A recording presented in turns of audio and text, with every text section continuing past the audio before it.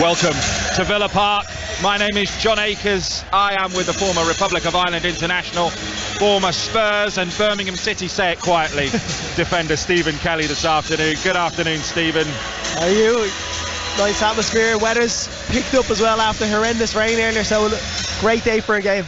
Yeah, absolutely. If you told us it was going to be sunshine here a couple of hours ago, we wouldn't have believed you. It was absolutely pouring down here in the West Midlands. Floods, cancellation of the Droitwich half marathon. It has been absolutely pouring down, but we are set fair for Premier League football here this afternoon. Live commentary of Villa versus Brentford for you. Villa's first game without Steven Gerrard. Aaron Danks is in charge. Let me just tell you the changes that he's made. Cash, Dendoncker and Buendia come in. Bednarek, Ramsey and McGinn, the captain, most notably, out of the side. Stephen, that's a big statement, isn't it? Dropping your captain.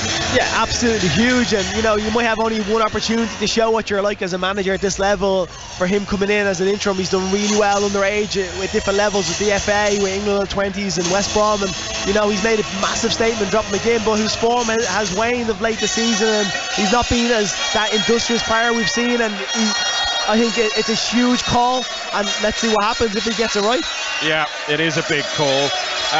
Change of fullback as well as the teams get ready to take the field, and here they come at Villa Park with Emi Martinez getting the captain's armband, the Villa goalkeeper, all in orange this afternoon.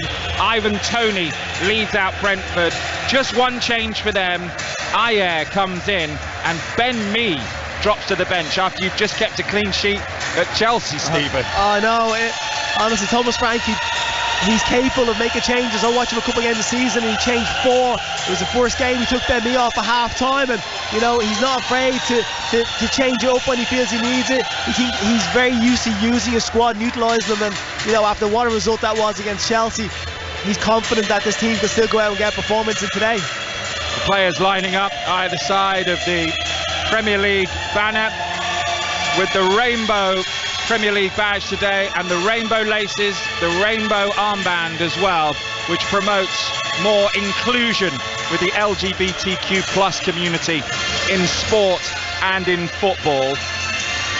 Brentford's kit's a bit that way, isn't it? I've not seen their away shirt in the flesh. That is quite something. Yeah, that's a throwback, isn't it? That looks like something from a few years past. It's black and it's spattered with lots of different colours all over the front, yellows and reds and blues. It looks like an artist has gone to work on something a bit abstract. Or a toddler. Or a toddler. Or a toddler. So this is how they line up then this afternoon for this one. For the home side, Aston Villa, Emi Martinez is in goal. A back four of Matty Cash back in the side. Tyrone Mings at centre-back with Ezri Konsa, former Brentford player, of course, and Ashley Young, evergreen, at left-back. Two holders, Douglas Luiz and Leander Dendoncker, with Ollie Watkins, another former Brentford player, Emi Buendia back in the side, and Leon Bailey with Danny Ings up through the middle wearing the number 9 for the home side. Brentford look like this. They've got David Raya in goal, in good form. Christopher Ayer comes into the side at the expense of Ben Mee. Zanka will play at centre-back with Ethan Pinnock as a 3. The wing-backs, Rico Henry on the left, and then Roerslev on the right. Another Dane. So many Danes in this team, along with Matthias Jensen in central midfield, alongside Vitali Janelt and Frank Onyeka, with Brian and Burmo and Ivan Toney up the top. Quick word on Steven Gerrard and his time here from you, Stephen. Yeah, tumultuous. I think he came in, I think a big name without actually having done much in the game. I know he was at Rangers, but coming to the Premier League for the first time, and a lot of expectations on him, so he hasn't been given long. Made a few signings that haven't really been working out this season. Unfortunate with the first game of the season to lose the defender who he kind of pinned a lot on, I think. But teams expect results, they expect changes, they expect you to be moving in the right direction, and obviously Villa felt, and I think the atmosphere with the fans was starting to get a little bit heated, so I think that the board obviously felt it was right to get rid of him. Just before the break for the World Cup, It's going to be interesting to see what they do, and interesting for Aaron Danks if he gets a result today. They might see him through to the World Cup and then reassess, or they might want someone right now. Difficult, because they suddenly look precarious, and any manager coming in might well think, am I up for a fight of a relegation scrap? Because the likes of Pochettino has been mentioned, some big names, Thomas Tuchel, but it's going to be interesting to see who they can attract. Yeah, and it's whether or not they get managers. Like I said, if you're coming into a club and you're like Pochettino, who's gone from PSG and Champions League with Spurs, are you looking to come to a team and reinvent them and get them out of this the moment where they're in, where they're pushing bottom of the league, and they could slip up today and actually be in there? So it's a hard one, but I think going into the break with the World Cup, I think changes for managers, an opportunity for managers to come in and work with a team for a long period of time on the training ground and get good information into them. So it could be a good time to get this moving and get it around. Both teams have gone into a huddle with some last words in there. Were you the shouter in the huddle? Who was the shouter? Who's the best shouter you've ever had in a huddle? The best shouter, Danny Murphy. Was he good? Was he? Yeah, Danny Murphy was good. Yeah, Murphy was good. Yeah, loud, giving a bit. Yeah, I'd say that'd be the best one, to be honest. It wasn't you? No, it wasn't me. I just got on with it. Right then, so they've switched ends here. So Brentford will be kicking from right to left, and Aston Villa will be kicking towards the famous Holt End, which towers away to our right hand side. Blue skies overhead, floodlights on, a stiff breeze, fluffy white clouds, and away we go in the Premier League. Every single commentary today live on the BBC. We're live on the BBC Sport website and on BBC 5 Sports Extra, and Villa are in possession down the right hand side with Matty Cash, who does a little Cruyff turn. He's got it back to Ollie Watkins, who whips in a ball. Good early possession this. Buendia's left foot shot. That's a good sliding challenge coming in there from Pinnock, but they still going, Aston Villa, and across from the byline, in and cleared away by Brentford. Strong start, throw in, or is it a corner maybe on the far side for Villa early on? Stephen Kelly. Yeah, good early play. Watkins on the right hand side, him and Cash linking up well, decent delivery into the box, and Ings just controls it, sets up at the edge of the box from Buendia, gets a shot away, it's blocked, and then Bailey keeps it alive, and he looks very lively when he gets on and gets a decent cross in. So corner's going to be taken by Douglas Luiz, taking a short one, gets it back, he's to the byline, left foot, low one, chance, goal! What a start in the post-Steven Gerrard era for Aston Villa. Leon Bailey with his left foot smashes it home, and Villa are a goal to nil up against Brentford. Yeah, that's such a well-worked goal. You can see them over celebrating. Well, I think they have a set-piece coach here. Little short corner, back out onto the byline, pull back. Bailey pulls off the shoulder, just comes out for the cutback, and it's a fantastic finish. It's really well worked, exactly what these fans wanted. A bright start, and Danks is off to a blinder. Oh, second minute. Brentford aren't happy about it. They're putting in complaints. Ivan Toney, the Brentford captain, is speaking to the referee Darren England right now. They want a VAR check on this. I don't know why. It's a really pure strike with his instep from Leon Bailey, and as Stephen said, it's so well worked. It wrong-footed Raya, and it flew past his right hand. Not right in the corner, but good enough. And the Jamaican scores for Aston Villa, who've still got remonstrations going on. And there is a VAR check. Any idea what this is for, Stephen? I can't see what it's for. It happened so quickly, and is it for Tyrone Mings being in the goalkeeper's eye line? No, that's absolutely nothing. They've given it. Yeah, there's no way you could have given that. You're allowed to stand in the box. You know what I mean? It's ridiculous. But the way it was worked, you could see straight from the training ground, a little bit of intricacy around the box, but the movement from Bailey was brilliant. He started off in the far post and just works himself out to the edge of the box, isn't tracked, and the finish is fantastic. Goal stands. Leon Bailey, 1-0. Goal timed around 1 minute into the game. Yeah, boy, they make some noise when they get behind their team, Aston Villa. They've had a pretty torrid time. I've been speaking to a few Villa fans. I've not spoken to many who didn't want Steven Gerrard removed as manager. They felt like he'd run his course, but Brentford now have to respond. And their away record, would you believe? They've had such a good start to the season, but drawn 3, lost 2. They haven't won away from home yet this season. So they can't keep 3 clean sheets in a row for the first time since 1938 in the top flight. But because they've been breached very early here, and they're on the attack with Ethan Pinnock, who put in a great block just before that goal. Yeah, it was when Ings set it off Tillman and Buendia, it was a good block, but I suppose they've scored so early on. Brentford still have a lot of time to get back into this game and just settle themselves. It is deafening here as Villa clear away with Matty Cash right-footed high. Danny Ings chests it down, but he can't control it. It flies out of play for a throw-in for Brentford. Proper football stadium, and fans, you can sense the relief, I think, around the ground that they've got a good start under the interim boss, Aaron Danks. But here comes Mbeumo, and here's Rico Henry. Brentford attacking, and Mbeumo hits one. It smashes against the chest of Konsa. They've still got the ball though, Brentford. It's with Mbeumo again, who works it onto his left foot. Good football, good cross, Tony up with a header. It wasn't Tony actually, it was Onyeka come forward from midfield, and I think Mings got a little piece of it, and it's a corner to Brentford. Yeah, Mings does really well. Onyeka runs into the box late, and Mings picks him up, senses the danger, gets across, and he just leans into him, gets enough on it. 5 Sports Extra from the BBC, on the BBC website and on BBC Sounds. Take us with you wherever you are today, whatever you're doing. Stick some headphones on, and you can choose your commentary. We've got all of them here on the BBC today. So corner from the left-hand side for Brentford, and Mbeumo's going to take it. Plenty of movement in the penalty area, lots of black shirts in there. In it comes, drifted to the far post. Konsa's up, wins a header, just straight up in the air. Tony's underneath it in the sunlight, hooks it back in, and Martinez has to grab it underneath his crossbar. Yeah. He had to watch it carefully, and he's got it. Yeah, it was a cross shot, wasn't it? It was one of those. He's just trying to flick it back into a good area. Martinez keeps his eye on the ball, brings it down, but it's good strength from Tony initially just to hold off Konsa and then get the flick around the corner. Cash deep in his own half. Villa trying to play the way out from the back, and they've got it to Dendoncker, who's over the halfway line, running with the ball. He's not used to this, but he brings it forward, and it's a nice square ball to Ashley Young. And now on the left-hand side, Villa are in possession with Ollie Watkins, level with the penalty area, left-hand side, chops it back to Luiz, who's urged to shoot, and he does. And it's Raya has to parry it, just slips out of his grasp for a moment. It was right at him, but grabs it at the second attempt. Yeah, it just opens up.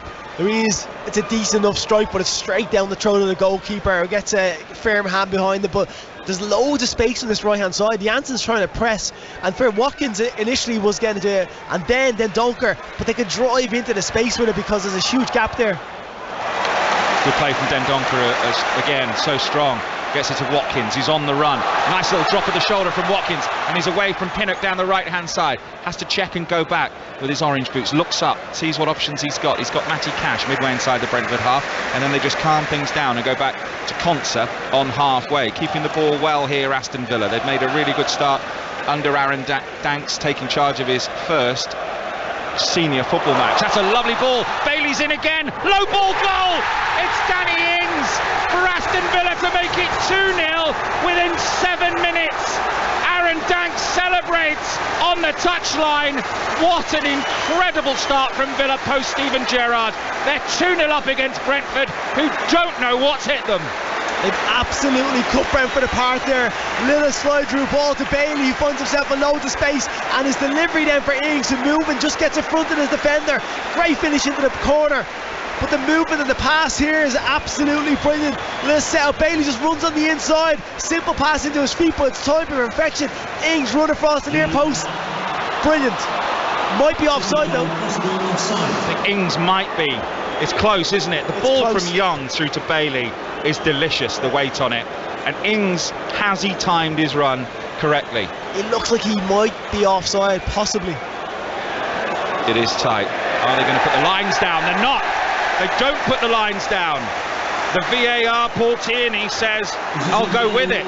I'll go with the on-field decision. And I like seeing that. Yeah, I do like that. As a defender, it's one of those things where you're clutching at straws, but things happen in the game, they happen fast, and for the ref make a decision like he did, and it's a great goal from Villa though. VAR complete, 2-0 Villa. I do think it's one of the problems with VAR, the lines and putting them down and where they put them. And I think if the on-field assistant has a look and says, I think he's level, I think he's on, and the referee agrees, and then they watch a couple of replays, and they say, I agree with you, I think he's on, I think it's enough. Yeah, when they start minimising things and making it minute, tiny little fractions, elbows, toes, it kills the game, doesn't it? It completely kills it. But having a referee, you know, if it's not clear and obvious, which is the whole thing VAR was brought in for, then it should stand. Agreed. Cross from Brentford deep. They've got to respond here now. They won't have been expecting this. I mean, before the game, me and Stephen both said to each other, I just don't know what to expect from Villa, but what we've got is a reaction. Oh, it's a massive reaction. The crowd are vibrant, the players seem like they're into the game, they're passing the movement, they look confident. You know, people say sometimes change is the right thing, and so far this looks like it is. Have you had it before? It's a goal kick here for Villa, which Martinez is taking his time over. When you've lost a manager and the coaching staff have come in and you've had a little bounce, or there's a different feeling maybe, or some players who were disgruntled no longer are, or whatever? Yeah, you know, I've been at a few clubs where managers have got sacked, and the initial new manager comes in and the energy they bring and their enthusiasm, and it's a fresh start for everybody. I know Danks isn't the manager, but he's basically said, I'm not going to pick the team based on what you've done before, I'm going to pick the team based on what I see in training. It's a great pass to Henry. Very good pass to Henry. He brings it down nicely and he's running into the penalty area. Could cross with his right foot but goes short. It's a nice little turn in midfield from Janelt, the German. They've still got possession here with Ayer, who's up from the back. Brentford building. And Burmo. It's a really good start. It's a really good game for the neutral at the moment because Brentford are pouring forward as well. And Burmo, can he get there? He can't. Mings comes across, safety first, puts it out for a corner to Brentford. We've had a lot happen in this first 10 minutes. Yeah, it's good play again. Brentford just kind of try and get in between the lines there, but it's a decent ball over the top from Burmo. When Mings again reads it well, gets across, body position, puts it out for a corner. In the sunshine in that far corner, all the fans over there saluting. The ones who haven't bought shades or baseball caps. There's no way you'd have left the house this morning with a baseball cap or shades because of the sun. Umbrella, raincoat and a scarf. In comes a left foot cross. Tony wins a header, but it only flicks off him. He goes down. They want a penalty. Shot towards goal, was heading wide. It was tame, and Martinez just fell on it to his left, and he scampers towards the edge of his penalty area, and he's going to try and release Ollie Watkins. What a ball that is to Watkins from Martinez. He's into the penalty area, right hand side. Can he get a shot off? Oh, just over the crossbar. I think Graham might have saved it. Corner.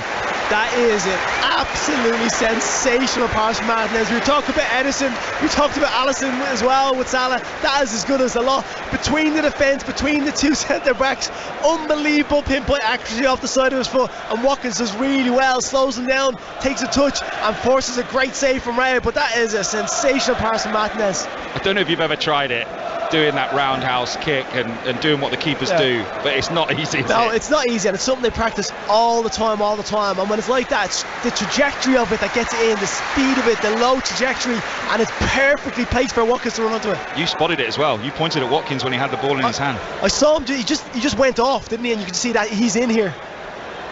It's going to be Watkins to take this corner from the right hand side. Surely they can't go 3-0 up here, Aston Villa, within 12 minutes. There's a hush as we wait for this corner. One arm in the air, little steps, in it comes. Man goes down, header towards goal, cleared away by Brentford. Penalty!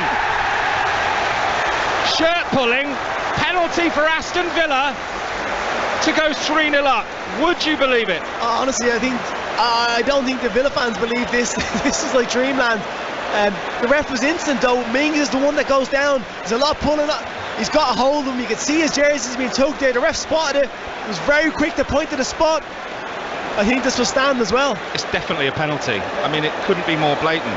It's Ayer who's been brought into the side for Ben Mee, who's got hold of his shirt with two hands, and Mings is running away from him, and his shirt's 2 feet off his back. Yeah, to be fair, Mings makes a meal of it, but he's bringing attention to the referee, and as soon as he dives down, you can see the jersey is literally all the way away from him. This is an interesting penalty taker, isn't it? Yeah. Ashley Young looks like he's going to take the penalty. He's bouncing the ball around like a basketball player at the moment. Near the penalty spot. He's giving it up. Danny Ings has said, I'll have it. They've also got Ollie Watkins, who takes pens as well. But Danny Ings wants this for his second goal. They have got previous Brentford. They got stuffed at Newcastle, didn't they? Yeah. Conceded 5. Yeah. And they've just not come out the blocks defensively. They've not been able to handle Aston Villa. Aston Villa have been so quick in everything they've done. They've been bright, they've been electric, and like I said, the defensively they just look sluggish. Well, this would arguably, possibly kill it. Can Villa go 3-0 up within 14 minutes in the first game post Steven Gerrard? It's Danny Ings right-footed, and he goes right down the middle and scores, and David Raya slaps his gloves, and Aaron Danks pumps his fist, and Villa are 3-0 up and look a completely different team. Aston Villa 3, Brentford 0. Again, another player who has been on the periphery under Gerrard, had a few games, not loads of starts, played against Fulham during the week, but that was like a sense of desperation to get it back in. But he's a proven goal scorer in this, and he takes his penalty absolutely brilliantly, and his goal as well. He was so sharp to get to that position. So, another player who can find himself rejuvenating with a new manager. What on earth did Brentford do here? I don't know, I watched them at Leicester, and they honestly had a similar start. Leicester absolutely dominated them, but they weren't 3-0 down, it was 2-0. They changed 4 players, Frank, and they completely changed the game, but this looks beyond them almost already. I mean, Thomas Frank is just standing on the edge of his technical area, arms folded. They've just gone to Chelsea and kept a clean sheet in their previous match. Home form unbelievable. Ivan Toney firing, wanting to go to the World Cup. They're 3-0 down within 14 minutes and are being absolutely battered by Aston Villa. Mings wins a header, shirt pull again. I mean, what a mistake from Ayer. I mean, just that, you've just got to let him go in that situation. The referees are much hotter on it. It was very well spotted, I've got to say, by Darren England, as Leon Bailey goes away. Goal assist so far for him. He's lost the ball, and Brentford have got some much needed possession, but you should see the work rate of the Villa players off the ball. They are running around, and that hasn't always been the case this season. Unbelievable. Yeah. They're so tenacious at the moment. Everything, biting into tackles, the positional sense. Every time Brentford have the ball, every option they have is being closed down and squeezed. It's brilliant from Villa. The fans, you should see the smiles on the faces of the fans. They're in complete shock.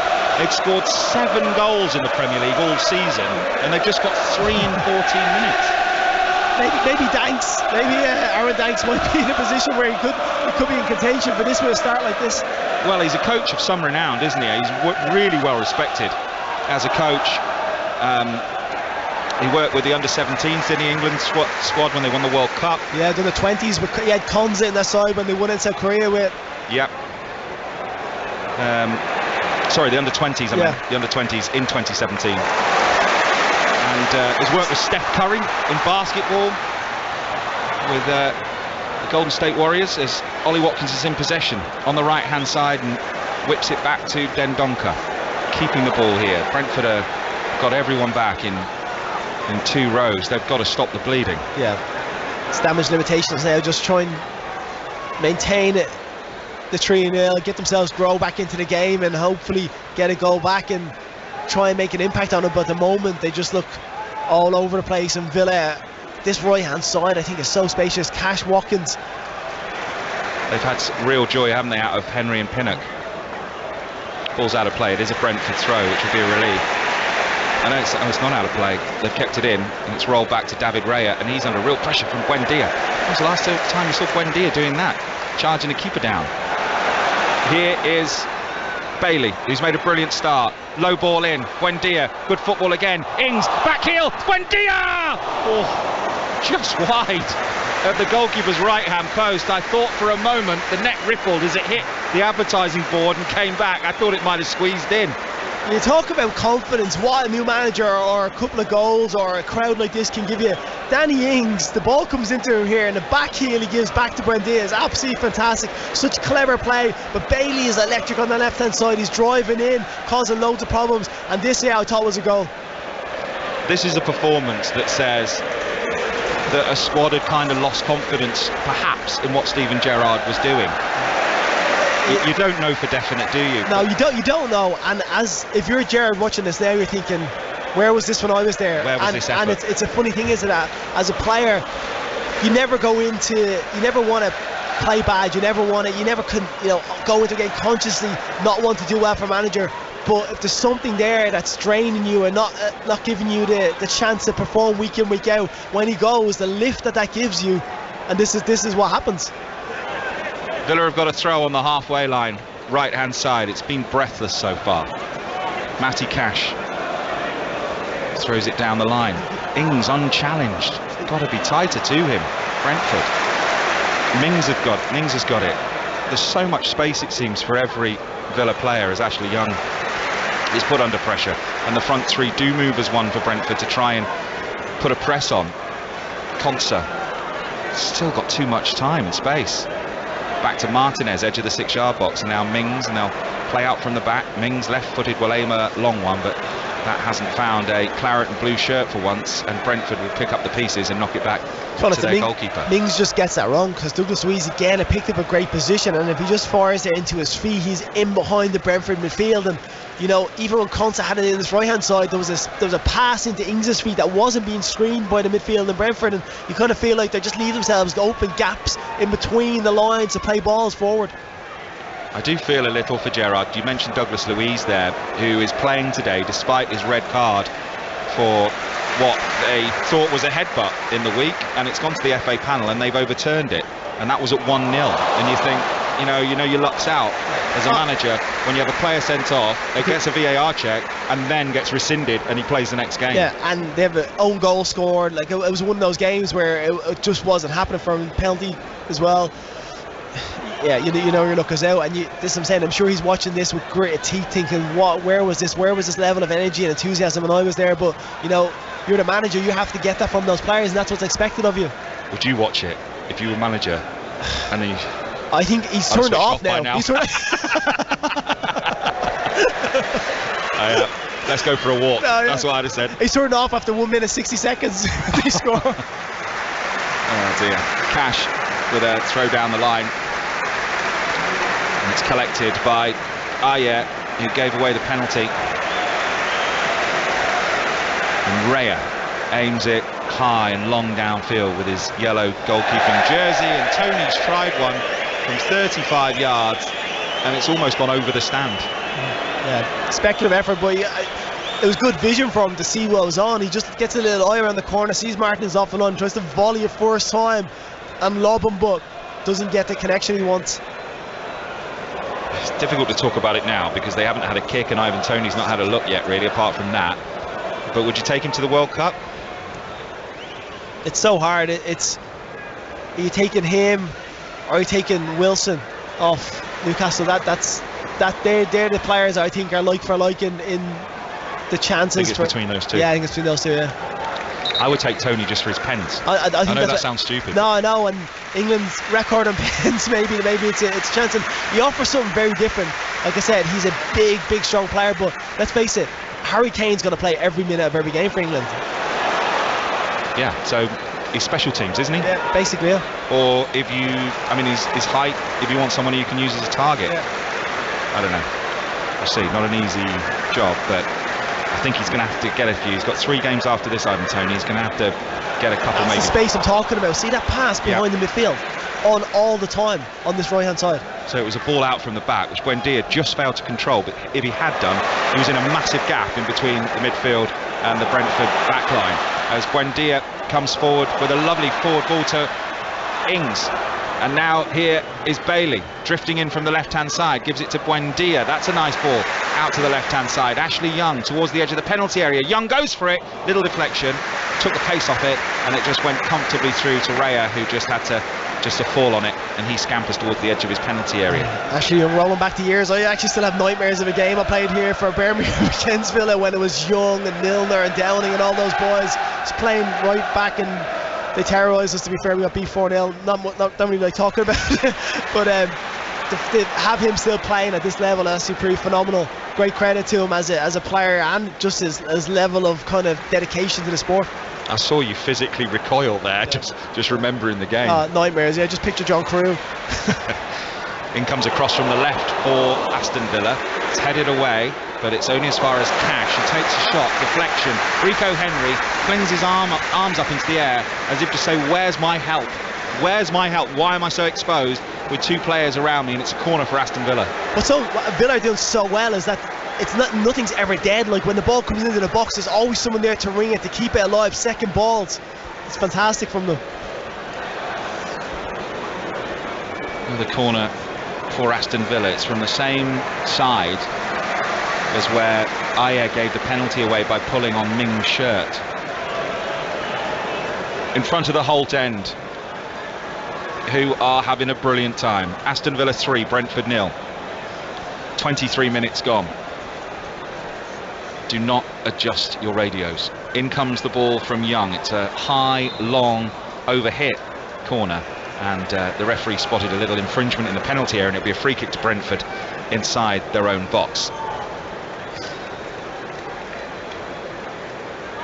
So Villa coming into this 17th, 9 points, 7 goals. I listened to a podcast on the way in, a Villa podcast, and they were just saying 3 points is just so important, because they really feel, or really have felt this season, since the Bournemouth game really, losing that opening game against Bournemouth, that they could be in real trouble. Yeah, you know, the thing is with Villa as well, they've been up and down the last few seasons, and they've been in the Championship quite recently, so that's fresh in the mind. A lot of these fans, the supporters, they know what it's like to be in that league and try and get out of it, and they don't want to go back there. Ollie Watkins gets a low cross in. Henry's there, scuffed clearance, should end up clearing in the end with his left foot. Takes a flick off a Villa player. It's then Donker putting pressure on, and it's out for a throw-in on the right-hand side to Brentford. 5 Sports Extra, the BBC Sport website. We're live on BBC Sounds. Leeds 1, Fulham 0 in the Premier League. Rodrigo has scored there, a header. The ball's out again, and this time it's a Villa throw. Just 5 yards inside the Brentford half. Arsenal are leading 1-0 against Southampton. Granit Xhaka, the form he's been in. I mean, that's a foul by Watkins. It's a free kick to Brentford in the left back spot. Henry goes down. Just, if you told me 3 years ago Xhaka would be the main man and they'd be top of the league and he'd just scored 2 in 2. Oh, you would have said what is going on, because there's no chance that was going to happen. He was being booed off the pitch by his own fans, and he was like in turmoil there. But he's always been a good player. Like, I've watched him again on more than numerous occasions for his national team, and he's a standout performer for them. Tony switches the play from left to right, helped back towards the penalty area. Brentford have come up with possession on the right hand side. It's Roerslev. Good harrying by Bailey. Ball put high towards Mbermo. 3 in a row on the edge of the penalty area. Brentford keep possession, but they do seem wide open in this transition, and they've still got 3 players behind the ball here as Villa come down the left hand side. They've checked and gone back to Young. They've just been able to take the foot off the gas a little bit, Aston Villa, and just keep the ball. It's what a 3-0 lead will do. Leeds have equalised against Fulham. Mitrovic has scored with Andreas Pereira assist. That'll please lots of fantasy football players. And Leicester are 2-0 up at Wolves. Wolves need something soon, don't they? Yeah. In the bottom 3, and there'll be a 3-point gap between themselves and Aston Villa if it stays like this. If Leicester stay 2-0 up and Villa continue to be leading here, as you'd expect they would, with a 3-0 scoreline. Wolves at the moment live league table dropped to 19th and Leeds 18th, and Leicester would climb out of the bottom 3. Long way to go though on an afternoon of Premier League football on 5 Live, 5 Sports Extra and the BBC Sport website, as it's an Aston Villa throw deep in their own half, level with their own penalty area. It's funny, they've taken their foot off the pedal a little bit, and Brentford are starting to grow into it, but I still feel like they look like they're suspect in defence. There's big gaping holes where Villa can really kind of capitalise them, especially on the transition, quick counter-attacks where they look really dangerous. They need to have any chance, they've got to get one before half-time, but 4-0, it definitely is all over. Yeah, like I said, I watched them a couple of times, Brentford, and Frank is not afraid of bringing the changes and bringing on players to try and mix it up. And you know, the Silva springs to mind, Wissa, these are players that he brings in and got energy, got pace, directness about them that will cause Villa a different problem. But it's so early into the game to think that they're 3-0 down. The goals for Leicester, by the way, Yuri Tillemans and Harvey Barnes. Kieran Dewsbury Hall with the assist for the Barnes goal. 2-0, 28 minutes gone at Molineux, just up the road. Forward come Brentford down the right-hand side. Little low ball in towards Tony. It's a really nice interception from Tyrone Mings, but his low ball towards Buendia can't be controlled, and they've picked it up here in midfield with Matthias Jensen, who brings the ball forward, gets it to Rico Henry. First time cross, decent cross, corner for Brentford. Better. Yeah, better, yeah. Well worked. Henry is being lively on his left-hand side. His delivery's not always been great, but that's not a bad cross, and it's awkward height for Conte to deal with it, but he gets a knee on and puts out for the corner. Mings and him have looked very solid so far. Corner going to be taken by Jensen, the Dane. 1 goal, 2 assists this season. Just making sure his hair's right before he takes the corner. The all important things. Yeah. One arm in the air, right-footed, good-looking delivery. Tony left-footed, blocked. It might have been Pinnock actually. It was Pinnock.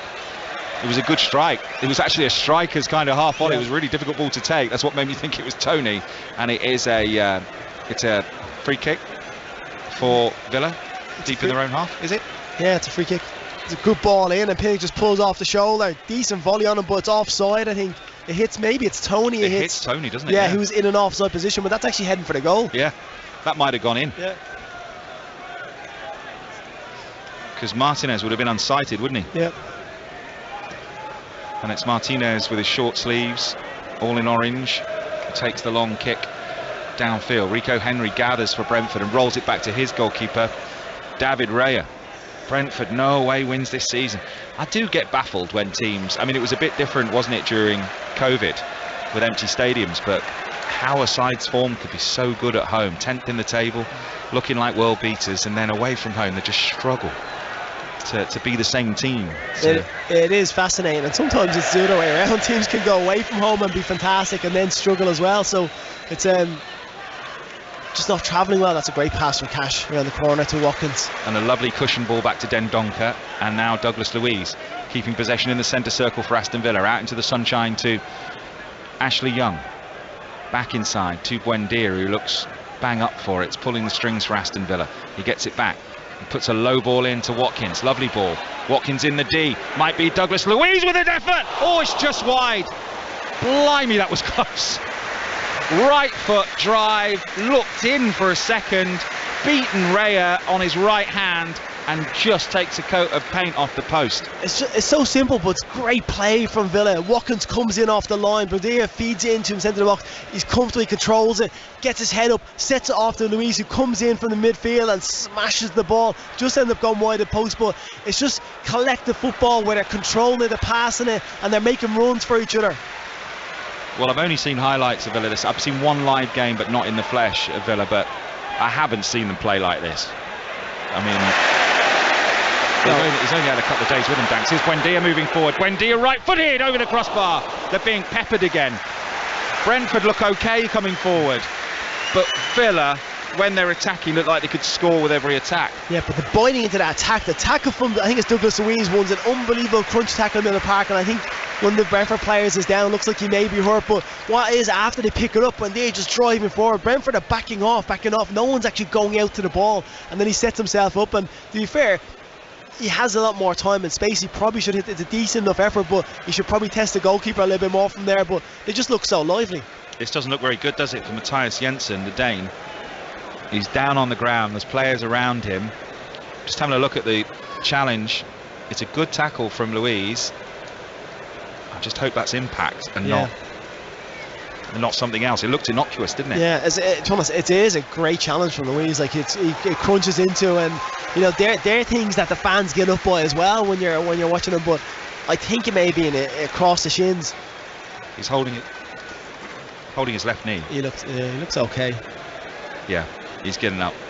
He's a very good footballer, but I think actually he's been a bit of a problem for them today. Just his position, because he's pressing, but he's not actually getting there, and then the space in behind him is causing carnage, because that's where they're picking up the space to get at the defence. Yeah, he's back on his feet. He'll have to go off, and he's walking okay. Checks his hair again, and yeah, he's off the pitch. 50th Premier League game this for Brentford. They'll want to forget it in a hurry at the minute.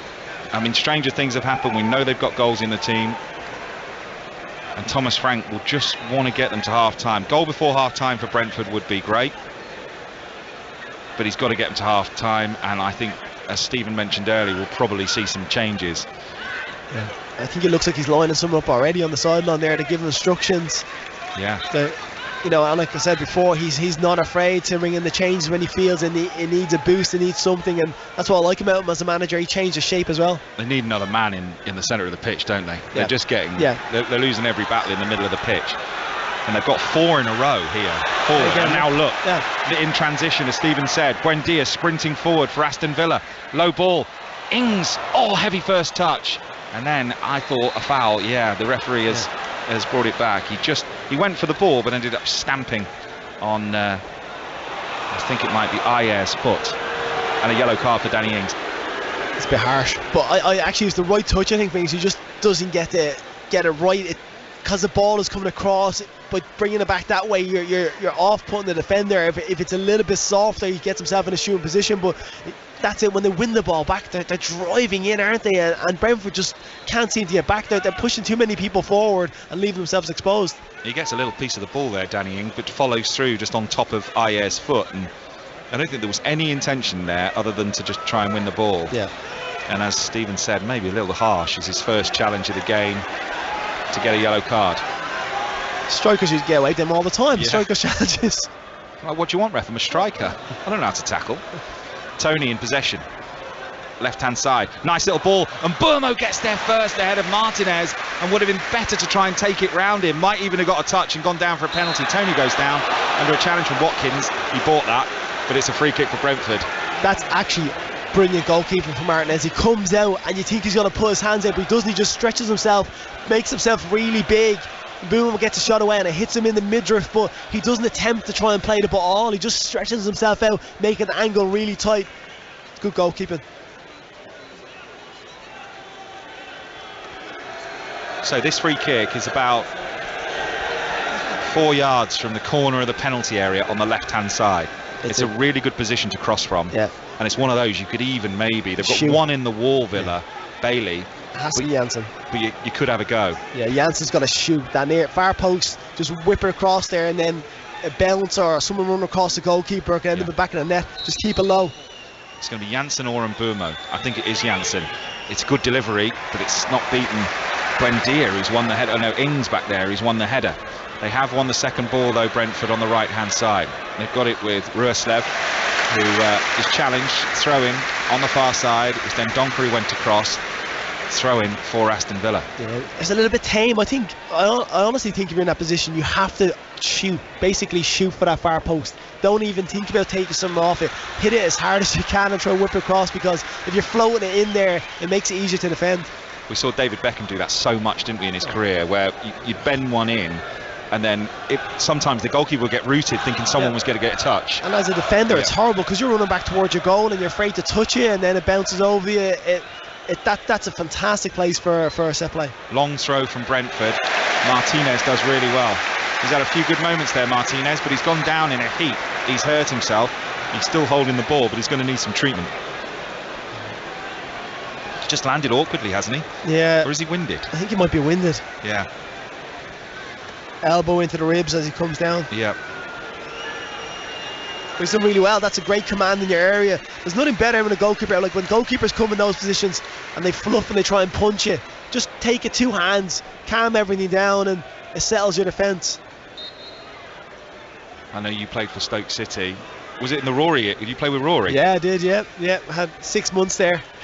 That was some throw, wasn't it? Oh, it was ridiculous. Unbelievable. Ridiculous. I was playing right back. He used to come to right back to take the throw-ins just to get us further up the pitch. Tell you what though, when it was at its best, with that throw-in so flat, just like it having an extra free kick. When you talk about the trajectory from Martinez's volley, that's what it was like with the lapse throw-in. It was just pinged across. Yeah. No one's really been able to throw it like him since. You think they'd coach it. It's a free kick for Aston Villa. A little nudge on Ollie Watkins. It's about 40 yards from the Brentford goal. 3-0 Villa. We've got 7 minutes plus added time left in the first half. It's been quite extraordinary. Villa have never beaten Brentford, or since 1947 they haven't beaten Brentford. 8 matches. and they keep buying, they keep getting Brentford's manager and Brentford's players, yeah. And then Brentford just keep staying that extra bit ahead of them. You have to give Brentford, I know they're struggling today in the sense of this game, but the structure and the way they go about business, bringing in players, resale value, it's a pretty phenomenal thing they've done.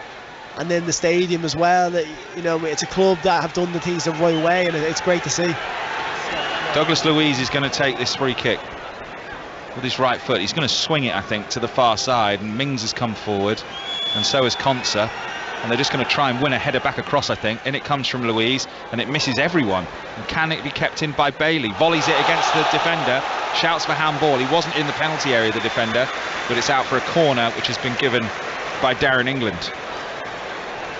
That's what I'm talking about again, just keeping things alive. They've got every second ball, and they've not let stuff just dwindle out. That looks like it does kind of come off his hand, but he's turning his back and it's close to his body. Douglas Luiz goes across and gets a warm round of applause from the supporters in the far corner. 3-0 Villa lead. They've got a corner with 5 minutes plus added time to the break. Big left palm in the air from Douglas Luiz. Movement in the penalty area. Whipped in! Hits the post! Hits the goalkeeper's far post. He was beaten. Ball's still alive. Chance. Shot. Dendoncker. Saved by Raya. Comes to Buendia. Loads of players for Villa in the penalty area. He's just standing on the ball. Works it back. Luiz to Cash. He might fancy a shot. He does! Good save by Raya.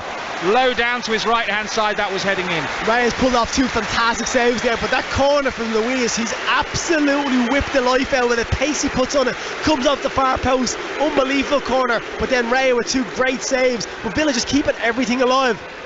Good strike from Cash. It was a good strike. He can strike the ball, can't he? He's back in the side today, Matty Cash. Oh wow, who's that at the far post? Is it Ollie Watkins coming around the far post or Konsa? I can't really make out which one it is, but it looked like they just had to get something on it and score, and they ended up running into the post. That's maybe a bit unfair. It was quite high. Yeah, but the pace he put on it, like the dip and the whip, it was unbelievable. Corner again from Douglas Luiz. Will he fancy a shot once more? Again, it's whipped in. It is a brilliant delivery, but it's headed away by Pinnock for Brentford. 3-0 to Aston Villa, and Luiz will go back to Martinez, who's just on the lip of the centre circle inside his own half, and the ball is spread. That's a pass to Tyrone Mings, who tries something spicy, comes off the defender, gets it back, gives it to Watkins, and now Cash has put the big switch on it, and that's not come off, and it will go out for a Brentford throw-in on the far side. Yeah. That was a confidence from Cash, but to be fair, again, Martinez switching the play, pings out. Konsa's down here, I think, for Villa. I'm not too sure if he's hurt himself, but it's always a worry when a player just goes down from no reason, no contact. Yeah, we've got Bednarek, Chambers on the bench. The big news coming into this one really was that John McGinn, captain, being dropped. Difficult for McGinn as captain when you get dropped and then you have this performance. You know, when you start thinking about getting back in, he just has to work hard in training to get back in, doesn't he? We spoke about off air, the position he's been playing a much higher role, and I always liked him, Villa, when he was that energetic, like he was combative in midfield, wasn't he, running around? Just seen the replay of the corner from Luiz that hit the post, and Raya saves it. Does he save it as well? Yeah. That's 3 saves in such a short space of time, and the one off Cash, the one off Luiz as well, they're brilliant saves. If he doesn't touch it, it goes in the corner. When he hits it, as soon as it comes off his foot, you can just see that it's destined for that far corner. Aston Villa 3, Brentford 0. 2 minutes to half time plus added time. And Leeds 1, Fulham 1. Rodrigo put Leeds in the lead, and Mitrovic equalised 6 minutes later. Andreas with the assist. And Arsenal still 1-0 in the lead at Southampton. Granit Xhaka with a Ben White assist, and Bukayo Saka has been booked there, and Leicester still leading by 2-0 just up the road from here at Wolverhampton Wanderers. Wolves 0, Leicester 2. And they've got Steve Davis and James Collins in charge at the moment, the old Crew connection. Steve Davis, a Wolves fan. They need something in the second half there, Wolves. They're in the bottom 3 as it stands, and Leicester and Villa move out of the bottom 3. Yeah, up until today's game, it's not been great for the Midlands team so far this season, but Leicester and Villa, looks like they could get up ahead of steam now. Well, you can go right down the leagues, can't you? West Brom having a terrible time. Birmingham, you know, having a... Birmingham are actually considering the budget, okay. probably the team that have been... Overperforming. Yeah, overperforming, yeah. That's a nice little ball from Buendia towards Watkins. Loses possession because it was cut out, but then he really tries hard to win the ball back.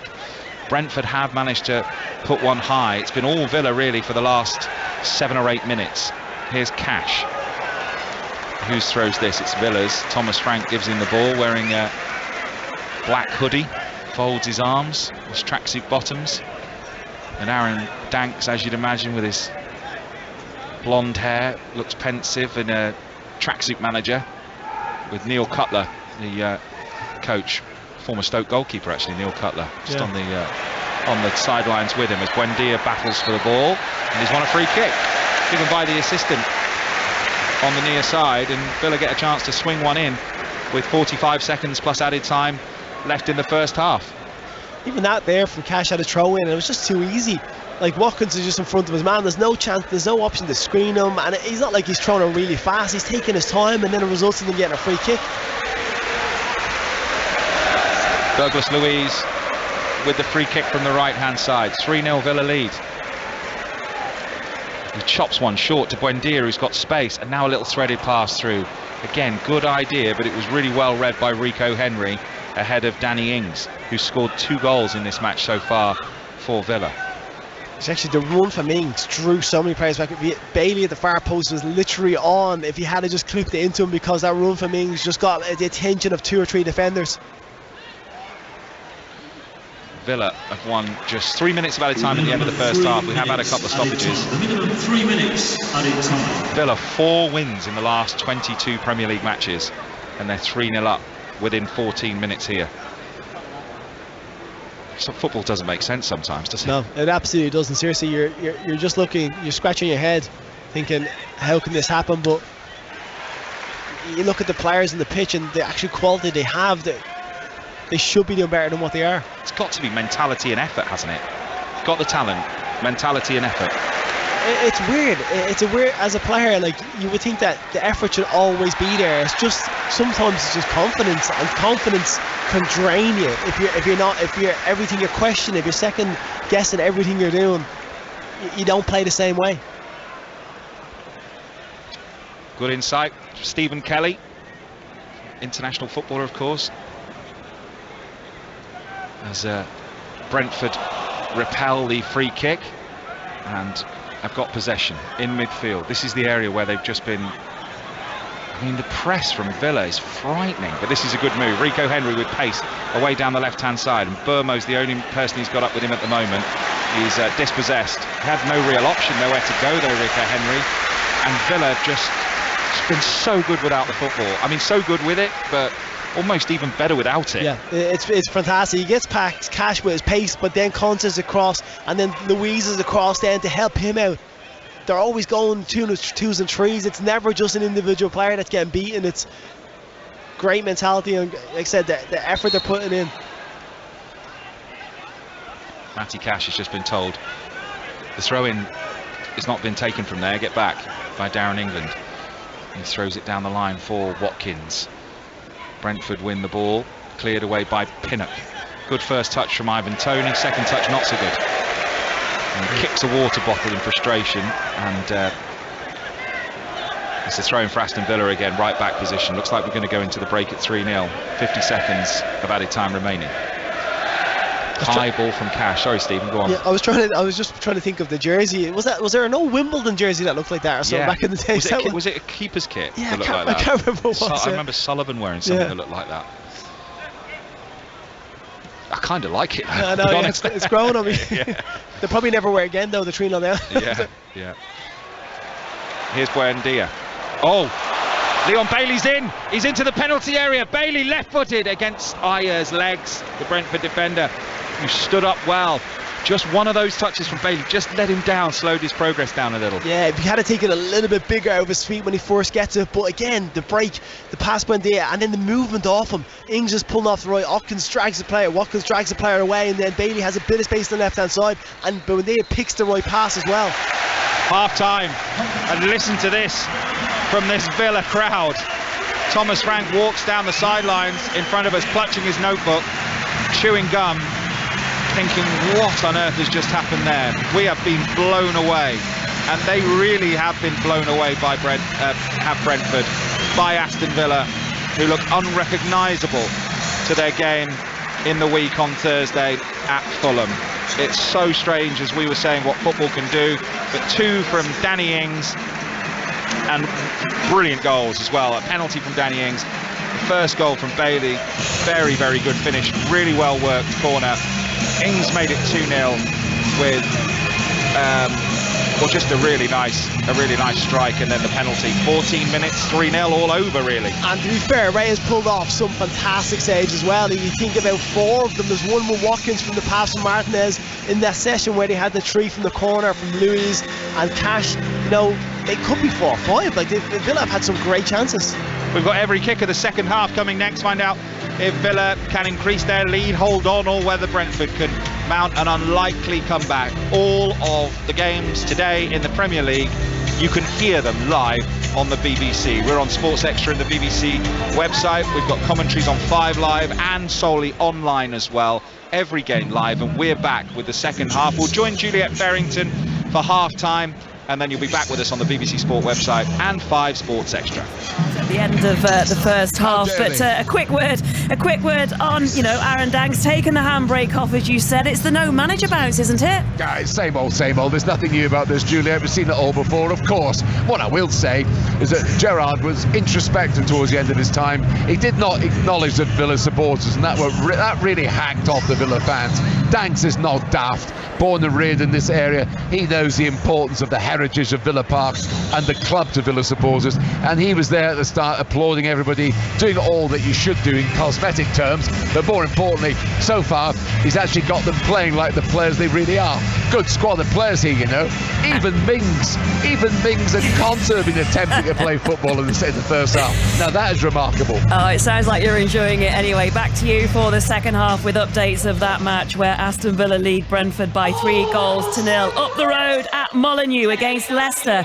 Latest update from Lee Blakeman. Leicester 2 up at Wolves, Juliet, in a game that's been played at a frantic pace. It's been, by the sounds of it, just as good as Pat's game down the road. Tielemans opened the scoring with one of the goals of the season, 22 yards out, half volley, top corner, hit with so much power, an absolute thunderbolt. Look out for it later on Match of the Day 2. Leicester made it 2 just over 10 minutes later. Barnes slotting in at the end of a nice 1-2 with Dewsbury Hall. Wolves have had so many chances though. Diego Costa's had one cleared off the line, and Podence has forced an amazing point-blank save from Danny Ward right at the end of the half. Super stop, great game. Wolves 0, Leicester 2. And at Ellen Road, Leeds against Fulham. Here's Chris Coles. This is a really good game as well. Leeds 1, Fulham 1. An under pressure home manager, an away team in good form. The poor weather, it's all adding to an absorbing match. Leeds in front, deservedly so as well. Rodrigo back in the team, nodding in his 5th of the season, but Leeds couldn't build on it.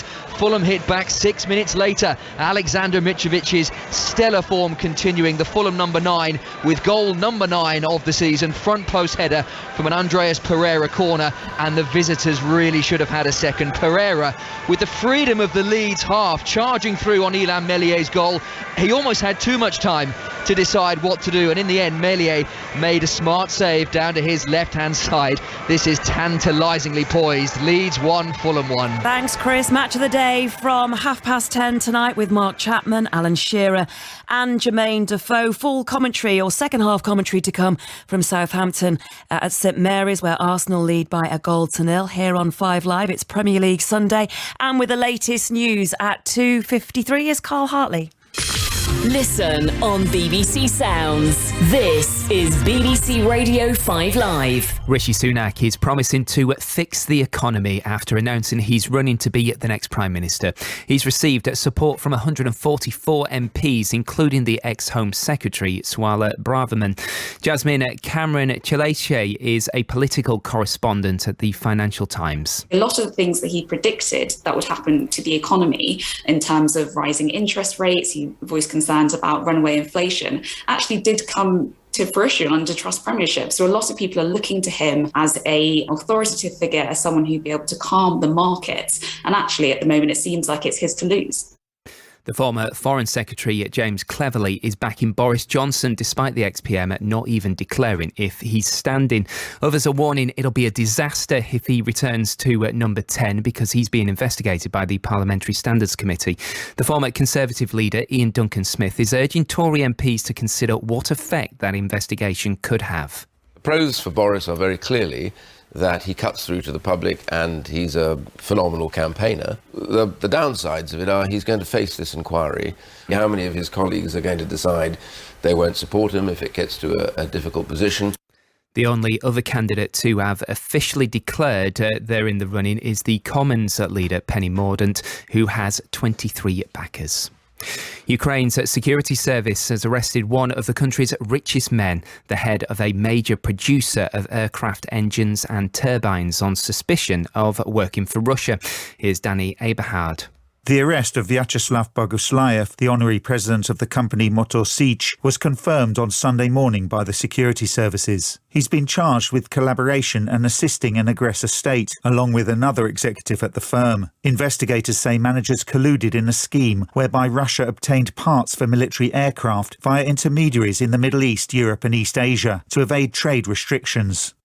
And anyone over 50 in Scotland can start booking their COVID and flu vaccines from tomorrow. The Scottish Government say the rollout now could ease the pressure on the NHS during the winter. Essential football listening. Europe's elite club competition. Double Bill Tuesdays are back in the Champions League. On Tuesday, RB Salzburg host Chelsea. Kick-off 5:45. And from 8, Borussia Dortmund take on Manchester City. And on Wednesday, it's Spurs against Sporting Lisbon. Kick-off 8 p.m. Europe's elite club competition. The Champions League. This is 5 Live. Listen on BBC Sounds. This is 5 Live Sport. And this is Premier League Sunday on 5 Live. I'm Juliette Farrington. Half-time scores in the Premier League. Aston Villa 3, Brentford 0. Steven Gerrard's managerial ability being savaged, you could fair to say, by events at Villa Park right now. Leeds 1, Fulham 1, Southampton 0, Arsenal 1, Wolves 0, Leicester 2. Will be going back to St Mary's shortly, where for the second half you can hear Southampton against Arsenal, and later on here on 5 Live, Tottenham against Newcastle. That of course a 4:30 kickoff. One of the big stories over the day so far has been the T20 Cricket World Cup. India beat Pakistan in an extraordinary finish. It was chaos by taking 16 in the last over to successfully chase 160 with 4 wickets remaining. Virat Kohli finished 82 not out. He inspired India in front of a raucous crowd of over 90,000 at the MCG. It sounded electric, the MCG in Australia. It's a surreal atmosphere. I honestly have no words. I have no idea how that happened. Hardik kept telling me, just believe we can do it, stay till the end. Honestly, I'm lost for words. Where does this innings rank in your T20 career? Well, till today, I've always said Mohali was my best innings against Australia. I got 82 of 52. Today, I got 82 of 53. So they're absolute. They are exactly the same innings, but I think today I will count this one higher because of the magnitude of the game and what the situation was. It seemed impossible, but then Hardik kept pushing me in that partnership and we just went deep and it just happened. It was brilliant. Virat Kohli there talking to Ravi Shastri. If you get chance to listen to that last over and all the bedlam that came with it, then do it. You can find it on BBC Sounds. In the Rugby League World Cup, it's Lebanon 14, Ireland 0. You can watch that right now over on BBC Two. In the Rugby World Cup, England thrashed South Africa 72-0. They now top Pool C and they've set up a quarter-final against Australia next Sunday. In the Championship, Swansea Swansea moved to 4th. They got a 2-0 win over Cardiff in the South Wales derby. And Watford put their recent poor form behind them by putting 4 past Luton Town in that derby at Vicarage Road. Arsenal extended their Women's Super League winning run with a fairly routine 2-0 victory over Liverpool at Prenton Park. So coming up at 5 Live, Premier League Sunday and BBC Sounds. Commentary at 4:30 of Tottenham against Newcastle. We can speak to our correspondent John Murray there. Hello, John. Good afternoon, Juliet. Well, this time last season, Newcastle, bottom of the Premier League, only had 6 points. Now they've got 18 and could move into the top 4 if they win. Yeah, which I make would be the first time that they've got into the Champions League places under the new ownership, which is obviously lasted just over a year now. So I think that would feel like quite a big thing if they're able to do that. But I said it very quickly to you there, and yes, Newcastle have lost only once anywhere so far this season. But here at Tottenham, and I know they were well beaten by a very good Manchester United performance at Old Trafford on Wednesday night, but here in this stadium, Tottenham have won every match they've played at home this season. And I know it hasn't always been plain sailing, but they've got the job done and they've won all of those matches, 5 of them in the Premier League. And I think quite a question today will be, in the continued absence of Richarlison and Kulusevski, who are both on the injured list. You know, on Wednesday night at Old Trafford, Antonio Conte played Bentancur, Bissouma and Højbjerg in the middle. I'm just wondering what he'll do today with his team selection, which we'll find out before too long this afternoon. I did hear you on 5 Live Breakfast earlier, and you were talking about the brilliant... well, you sounded good. The voice is holding up well. The defensive record Newcastle have got, that's absolutely superb, isn't it? Yep, best in the Premier League this season. And I know that Newcastle United supporters are absolutely raving about Sven Botman, the young Dutchman who is playing in central defence alongside Cher. But, you know, there seems to have been a collective lifting of the defensive performance this season. Obviously Nick Pope has come in goal, but the back 4 that played the other night, you know, Trippier is so important at right back, Cher and Botman, Burn at left back, and also the players in front as well. Guimarães, who's a big hero of the Newcastle United supporters, as I think most football followers will know. So I think it is this is a challenge for Tottenham today. At the start of April, just a few months ago, Newcastle came here and lost 5-1 to Tottenham when they were on their way to finishing in the Champions League places themselves under Antonio Conte. Today, even though it's just a few months ago, this feels like an entirely different prospect. And listening to the Tottenham fans as well, they were kind of saying that they'd like to see Antonio Conte use the squad just that little bit more, but in the sense that he was saying maybe that he doesn't seem to have that trust of them. Well, I don't know. I think we quite often say with managers they don't know what their best team is. I think Antonio Conte is one manager who does know what his best team is, and he'll use his squad to the best effect that he feels. But I wonder about players like Ryan Sessegnon, Lucas Moura, you know, who are sort of fringe figures at the moment. Jed Spence, for example, has only been given a little bit of a go. Emerson Royal is available for this, having completed a suspension. So whether he comes back in or whether Doherty continues as right wing back, we will find out. But I think with Antonio Conte and Tottenham, he has a way, and he takes some diverting from it. Well, we'll get the team news off you when it arrives, because the teams, thanks very much for John, the teams are coming out at St Mary's. They're coming out everywhere. We can see them in the tunnel at Ellen Road as well. Don't forget, we have 4 second half commentaries for you with those 2 o'clock kickoffs. We're going to go back though to St Mary's for Southampton against Arsenal, where Arsenal lead by a goal to 0. Steve Sidwell is there alongside Alistair Bruce Wall. Yeah, just need to see if Southampton can offer a little more in the second half, Juliet, in terms of attacking threat. I'm sure that's what the manager, Ralph Hasenhüttl, is looking for. Just about to get underway in the second half. That red-roofed tunnel being folded back into position beneath us at the bottom of this itching stand. Southampton playing from right to left in the second half towards the chapel stand, away to our left at the St Mary's Stadium. The floodlights flicker into life, a mixture of sort of leaden clouds and white clouds and a bit of blue sky still above, as Saka plays a ball back to Saliba. And Saliba only just able to keep that in play, prevent it going out for a corner. Stabs a clearance at it, goes out for a throw to Southampton on the left. So neither manager's made a change at half-time. Southampton 0, Arsenal 1. Arsenal with a win will go 4 points clear of Manchester City, 7 points clear of Tottenham. 12 points clear of Newcastle. Just listening to John Murray there, who's going to be bringing us commentary on Tottenham Newcastle from 4:30 this afternoon alongside Clinton Morrison. And as Juliet was saying, we'll get the team news from John in just under half an hour. Throwing into that Arsenal penalty area, half cleared. Perraud drives an optimistic shot, couldn't get it on target.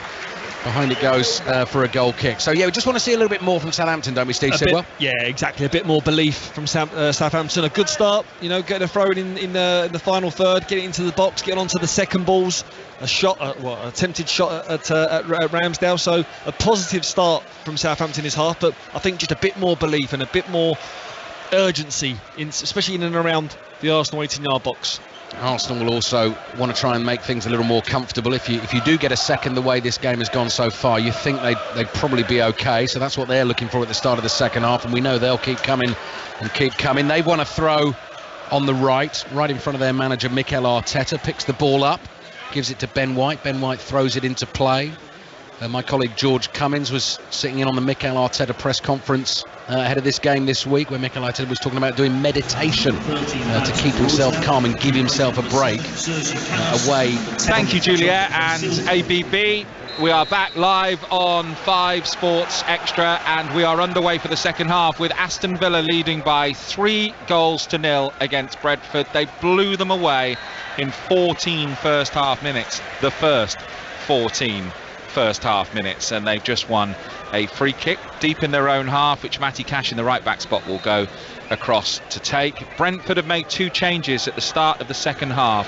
Sergi Canos and Josh Da Silva are on.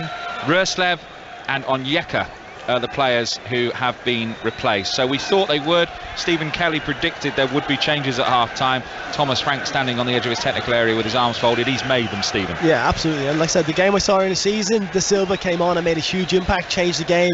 He's direct, gets on the ball, wants to play forward, but they have a lot to get back into this. And if Villa come out the second half and have the same intensity, it's going to be very hard to break them down. It's the voice of Stephen Kelly, the former Republic of Ireland, Spurs, Birmingham right back. And my name is John Akers, and we will see you through the second half, with Brentford really needing something to get back into this game, as Cash does a Karate Kid style volley clear from the right back position. Brentford have come up with the ball, and it's come off Cash's shins, and it's out for a throw-in on the far side, level with a penalty spot, left-hand side. 3-0 Aston Villa here at Villa Park, where the sun's just gone behind the clouds for a moment. It's absolutely pouring down a little earlier on. It's going to be a long throw on the far side, which Janssen has gone across to take. He's just pressing the ball with his hands, just trying to work out where to get the best purchase on it. Takes a few steps back. Now up he comes, looping to the near post, headed away by Cash. Only as far as Janelt, who looks to get one back in, but goes short to Janssen again. Ball into the penalty area, cleared away by Aston Villa, but they've got no one up there, and Brentford will have possession. We can expect, I think, can't we, just naturally Villa maybe to sit a little deeper, and Brentford to have a real go at the start of the second half. Yeah, Brentford have definitely come out with a little bit more impetus about them. They're playing forward, they're trying to play it into Tony up, get up there early and get in around them, and you kind of feel there's going to be at some point they're going to have a bit of ascendancy and, trouble Villa. But, for most part, like I said, Mings and Konsa have dealt with everything so far. Fullbacks have been very good going forward as well. So Canos is challenged by Ashley Young, but they've won the ball back here with the substitute Da Silva, who just stumps it straight at Dendoncker from close range, and I think that's gone into quite a delicate area. Let's just say that. Yep, and Martinez is just thrown out, and it takes you a few moments to get your breath back after one of those. You never get used to that, do you? Yeah, stretch it off, and then yeah, he's gone down in that little sort of hunched position that you have to go down in. Then he's back up, and he looks all right. Ironic shouts of handball after the Brentford fans shouted for handball a little bit earlier on. Martinez has got it in his hands, edge of the penalty area. He produced a brilliant kick downfield for Ollie Watkins for one of the chances in the first half. High ball spinning Dendoncker wins a good header. Here's Ollie Watkins in the centre circle. Dendoncker picks it up after Pinnock had cleared, and Watkins has gone down and stayed down. So a lot of players go down and get nursed back to health as there's more of a press about Brentford here without the ball, and Burmo goes across and tries to put pressure on Mings into Bailey. It's this area of midfield where they've had so much joy, Villa, and they've managed to get space again. And Dendoncker's got it in the centre circle, and he switches the play to the right to Cash. Back it goes to Konsa and Louise and Mings and Ashley Young in his yellow boots. Slides it down the line. Canos is there with Bailey, who manages to keep hold of possession, forcing Aston Villa back. Martinez has got it now in the D for Villa, and he chips a ball to Ashley Young on the left-hand side into the feet of Buendia. That's a lovely touch, and away goes Ashley Young down the left. He's got Bailey ahead of him. Bailey into the penalty area, skips over a challenge to the byline, two waiting. It's well intercepted by Brentford, and it's a corner for Villa. Yeah, it's excellent play. Ashley Young just steps into it on his right foot, and Bailey times his run to perfection. He's waiting, little lovely touch, gets a past the defender and tries to pull it back to the edge of the box. I think it's Dendoncker or Ings pulling off the shoulder just for the cutback, but it's very good. They go swift through the motion so quickly, Villa. So it was Zanka who got the interception for Brentford. Louise hit the post with one of these corners. It was saved by Raya in the first half, and he puts his left arm up and he will deliver again. It's to the near post. Buendia stoops to try and get a flick on it. He might have made contact, but Brentford have managed to get the ball away, and Burmo's all on his own. He's run the ball out of play on the halfway line, just in front of Aaron Danks, the caretaker Aston Villa manager, who's standing with his hands behind his back. He must be absolutely thrilled. Yeah, he'd be delighted with the way they played. Even that there, and Burmo doesn't loads of space for him, but Young comes across, and I'm sure he doesn't want to get into a foot race with him here when you've got whole half of the pitch, but he does really well just to nudge him off. We've got Newcastle away after this, Aston Villa, then United at home, then United in the EFL Cup, then Brighton away, and then it's the World Cup. I wonder, you know, if they win this as convincingly as it looks at the moment, as Ings comes forward towards the edge of the penalty area. It's a good little run from him, square to Buendia, well intercepted, well read by Janssen, who gets his left foot to it and clears it away for Brentford. I wonder if they win so convincingly here today, whether, you know, the CEO Christian Purslow and the owners will think, you know, should we give him another couple? Should we wait till the World Cup? I think he's, like I said, he's very highly thought of in all circles of football. That's great play from Louise, absolutely fantastic to put Bailey away. And here's Bailey, inside it goes to Ings. Can he get a shot away? Squares it towards Buendia. Buendia gets his right foot to it, but it's intercepted by Henry, but only as far as Matty Cash, 30 yards from goal. Plays a short one to Buendia, goes for the return near the byline, does get a cross in, but it's low and short and easy for Henry, up to the chest of Tony, who brings it down. Hasn't had a sniff yet, Ivan Tony, and that looks like a free kick. Foul on Buendia. That's just frustration, I think, isn't it? That's Janssen. Really, I mean, that was... Yeah. You're just putting your team under pressure. It's going nowhere. Like I said, I think he's been a bit of a culprit for them today, and Buendia's been excellent. Gets the ball back lively, doesn't give it up, and then Janssen just, you know, cynical foul, but it's out of frustration.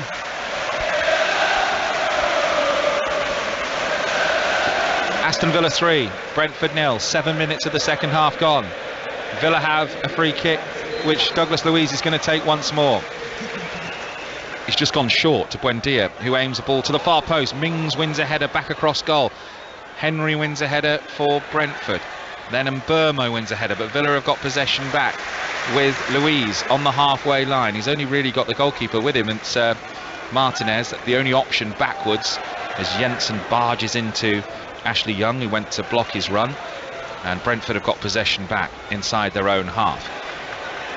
On the lip of the centre circle, Luiz carrying and hassling De Silva, but he's turned out of it well, and he's got it to Janssen, in the number 8 for Brentford, all in black with a spattering of colour on the front of their shirts, with a red trim on the shorts and socks. Nice from Canos, in towards Mburmo, stretches out his left foot, can't control the ball, would have been in some space if he had have managed it. Better from Brentford, Rico Henry into Tony on the left hand side. Pinnock Low ball to the left to Mbeumo. Collects, gets it back to Tony through the legs of the defender. Janelt, good this. Now De Silva, edge of the penalty area, hits a shot, deflected, goes straight up in the air. De Silva wins a header, still not clear. De Silva again, maybe could have gone down, tangle of legs, but Mings will clear for Aston Villa up towards Danny Ings, and it's all the way through to David Raya. It's much better from Brentford. They're getting the second phase to win the ball back high up the pitch. They're putting pressure on Villa, not allowing them to play those passes that they got away with so easy. And now they're starting to pick a few themselves, but that was De Silva has looked lively and Canas both since they've come on. Yeah, they have. Janelt in possession for Brentford, inside his own half, squares to Zanka. Into the feet of Tony, but it's well read by Ezri Konsa, the former Brentford defender. And now it's with Buendia, who plays the ball forward looking for the run of Ollie Watkins. Made a couple of good runs today, Ollie Watkins. He's looked much sharper. Janelt in midfield, into the feet of De Silva, who is a massive unit, I've got to say. Yeah, he's a big guy, isn't he? I didn't realise he was this. The first time I've seen him in the flesh, he is big. Wearing the number 10, rolls it to Jensen. Henry into the feet of Mbeumo. Nice first touch. He's level with the 18-yard box on the left. He's going towards the byline. He's got two waiting in the middle for a cross. Henry and Mbeumo. And now back to Jensen again. Patient build up this from Brentford. Everyone back for Villa. Janelt, middle of the pitch. Short ball into the feet of De Silva. Nice football again. Ayer, who's up from the back. Now Canos, right foot cross. Headed away by Dendoncker, who filled in between the two centre-backs. And it's a throw-in to Brentford on the right-hand side. Yeah, but working it well, passing it, keeping possession. They're finding each other's feet. And what they're doing is they're finding pockets now in space behind the Villa midfield and their back four, and they're able to work the ball out. There's a really good crossing situation. Jensen's going to take the long throw again here. 3-0 Villa lead. Bailey on 2, Ings on 7, and then Ings again with a penalty on 14, the goal scorers. He's got the long throw, Jensen. He's taken his time about it, and he's gone with a short one in the end to Mbeumo into his feet, and Janelt is free and he's got a chance to cross. 4 in the middle waiting. Short ball to Mbeumo again, but he's got it all wrong. He's just overhit it, or I don't know whether Mbeumo just didn't read it. I think more Mbeumo not reading it. It's the pass is on, he can come on, and if he makes the run early, he can hit that first time on his left foot, but he just doesn't read it at all. Poor decision from him, because it's a great shooting opportunity if he gets in on the end of that pass. 11 minutes of the second half gone. Aston Villa 3, Brentford 0. John McGinn, the headline, the captain for Aston Villa, left on the bench by the caretaker Aaron Danks. Cash, Dendoncker and Buendia in. Bednarek, Ramsey and McGinn out. They were the 3 changes from the 3-0 defeat at Fulham, where they were abject, and it cost Steven Gerrard his job. Douglas Luiz is playing today because the FA rescinded the red card, despite the fact that VAR had a look at it for that headbutt, which must be frustrating Steven Gerrard, who has switched off the game after 14 minutes, we worked out, or maybe even 2. Yeah, I'd say probably 2, yeah. And is probably watching reruns of, I don't know, Homes Under the Hammer or something. Yeah, no, it must be really frustrating for a manager to see the players come out, but it is so often that a manager goes and the players are rejuvenated and have something else to give, and you know, then it's down to whether they just weren't playing for the manager, and it's a strange thing in football, but that's the way it goes. The sun's moved from the pitch and into the stand opposite us. They all look pretty happy. There's lots of people saluting the low sun which is coming through our stand. And Villa have a throw by the corner flag in the Brentford half on the right hand side in front of one of the 2 big screens. Nice football this from Villa, going away down the left hand side. Bailey puts a low cross in. Oh, it's in, he's in here. Watkins, good save Raya. Watkins again, hits the post. Watkins again, Ings. Watkins gets there in the end. 3rd time lucky. 4-0 Aston Villa. What a start for Aaron Danks. Incredible turnaround. Abject in the week. Unbelievable on Sunday. Aston Villa 4, Brentford 0. Watkins does really well. The finish, he doesn't give up, comes off the post, gets it back again, finally puts away. But Leon Bailey down this left-hand side was absolutely sensational from that. He starts off almost in line with the corner of his own box, plays a 1-2, goes past 2 players, outbeats the defender, gets down the left side, and then puts in an absolutely perfect cross to Watkins the far post. Bailey was sensational for that goal, and Watkins does really well to not give up the chance. Great save from Ray, comes off the post, comes back, gets it back in, but Bailey, wow, absolutely brilliant from him. Good save from Ray initially, comes off the post, somehow drops back to him when he finally fires it home. But Villa, it's been a quiet start to the second half, nothing like the first, and Bailey just injected some pace into it and they tore them apart again. Comes off Pinnock on the line in the end. I think the VAR will just have a quick look to see whether it hits Watkins' hand as it rebounds back, but I think it was shoulder. And it's 4-0 Aston Villa, and Ollie Watkins, after 8 without a goal under Steven Gerrard, gets one. Yeah, no, it's safe to say there's definitely been an upturn in the fortunes of some of these players. He's looked really confident and playing on that right hand side as well. He's not played up the middle, but the position he picks up from the ball from Bailey, you can see him. As soon as Bailey's gone on the left hand side, he's breaking his neck from the edge of from the halfway line just to get on that far post, and the cross is absolutely brilliant. Maybe thought Rico Henry could have done a little bit better when he goes down to try and clear it. In the last defender, you have to make that count, but you can take nothing away from the cross, and then Watkins finally getting it in. Here's Jensen with a chance to shoot for Brentford, saved, and Burmo, how's he missed? How has he missed? And Burmo, he was 2 yards out. I'd have to see the replay, but on the half volley it just looked like he had to put it into an empty net. Martinez was on the floor. That is an absolutely horrendous miss. He's literally 2 yards out. Janssen pulls off a good save from Martin, and all he has to do is tap it in. It's bouncing up and he gets it completely wrong. He's on it. Listen, he's on his weaker right foot, but from there, as a professional footballer, he should be able to tap into the back of the net. Really poor finish. Oh dear. He is on his weaker foot, as Damsgaard is the latest substitute to come on for Brentford. We're also going to see Visser, so this is going to be 4 changes. So Burmo has not only just missed from 2 yards, he's got to come off now. Yeah. I'm sure that substitution had been made before. He just missed that, but yeah, it was an absolute sitter. Oh dear.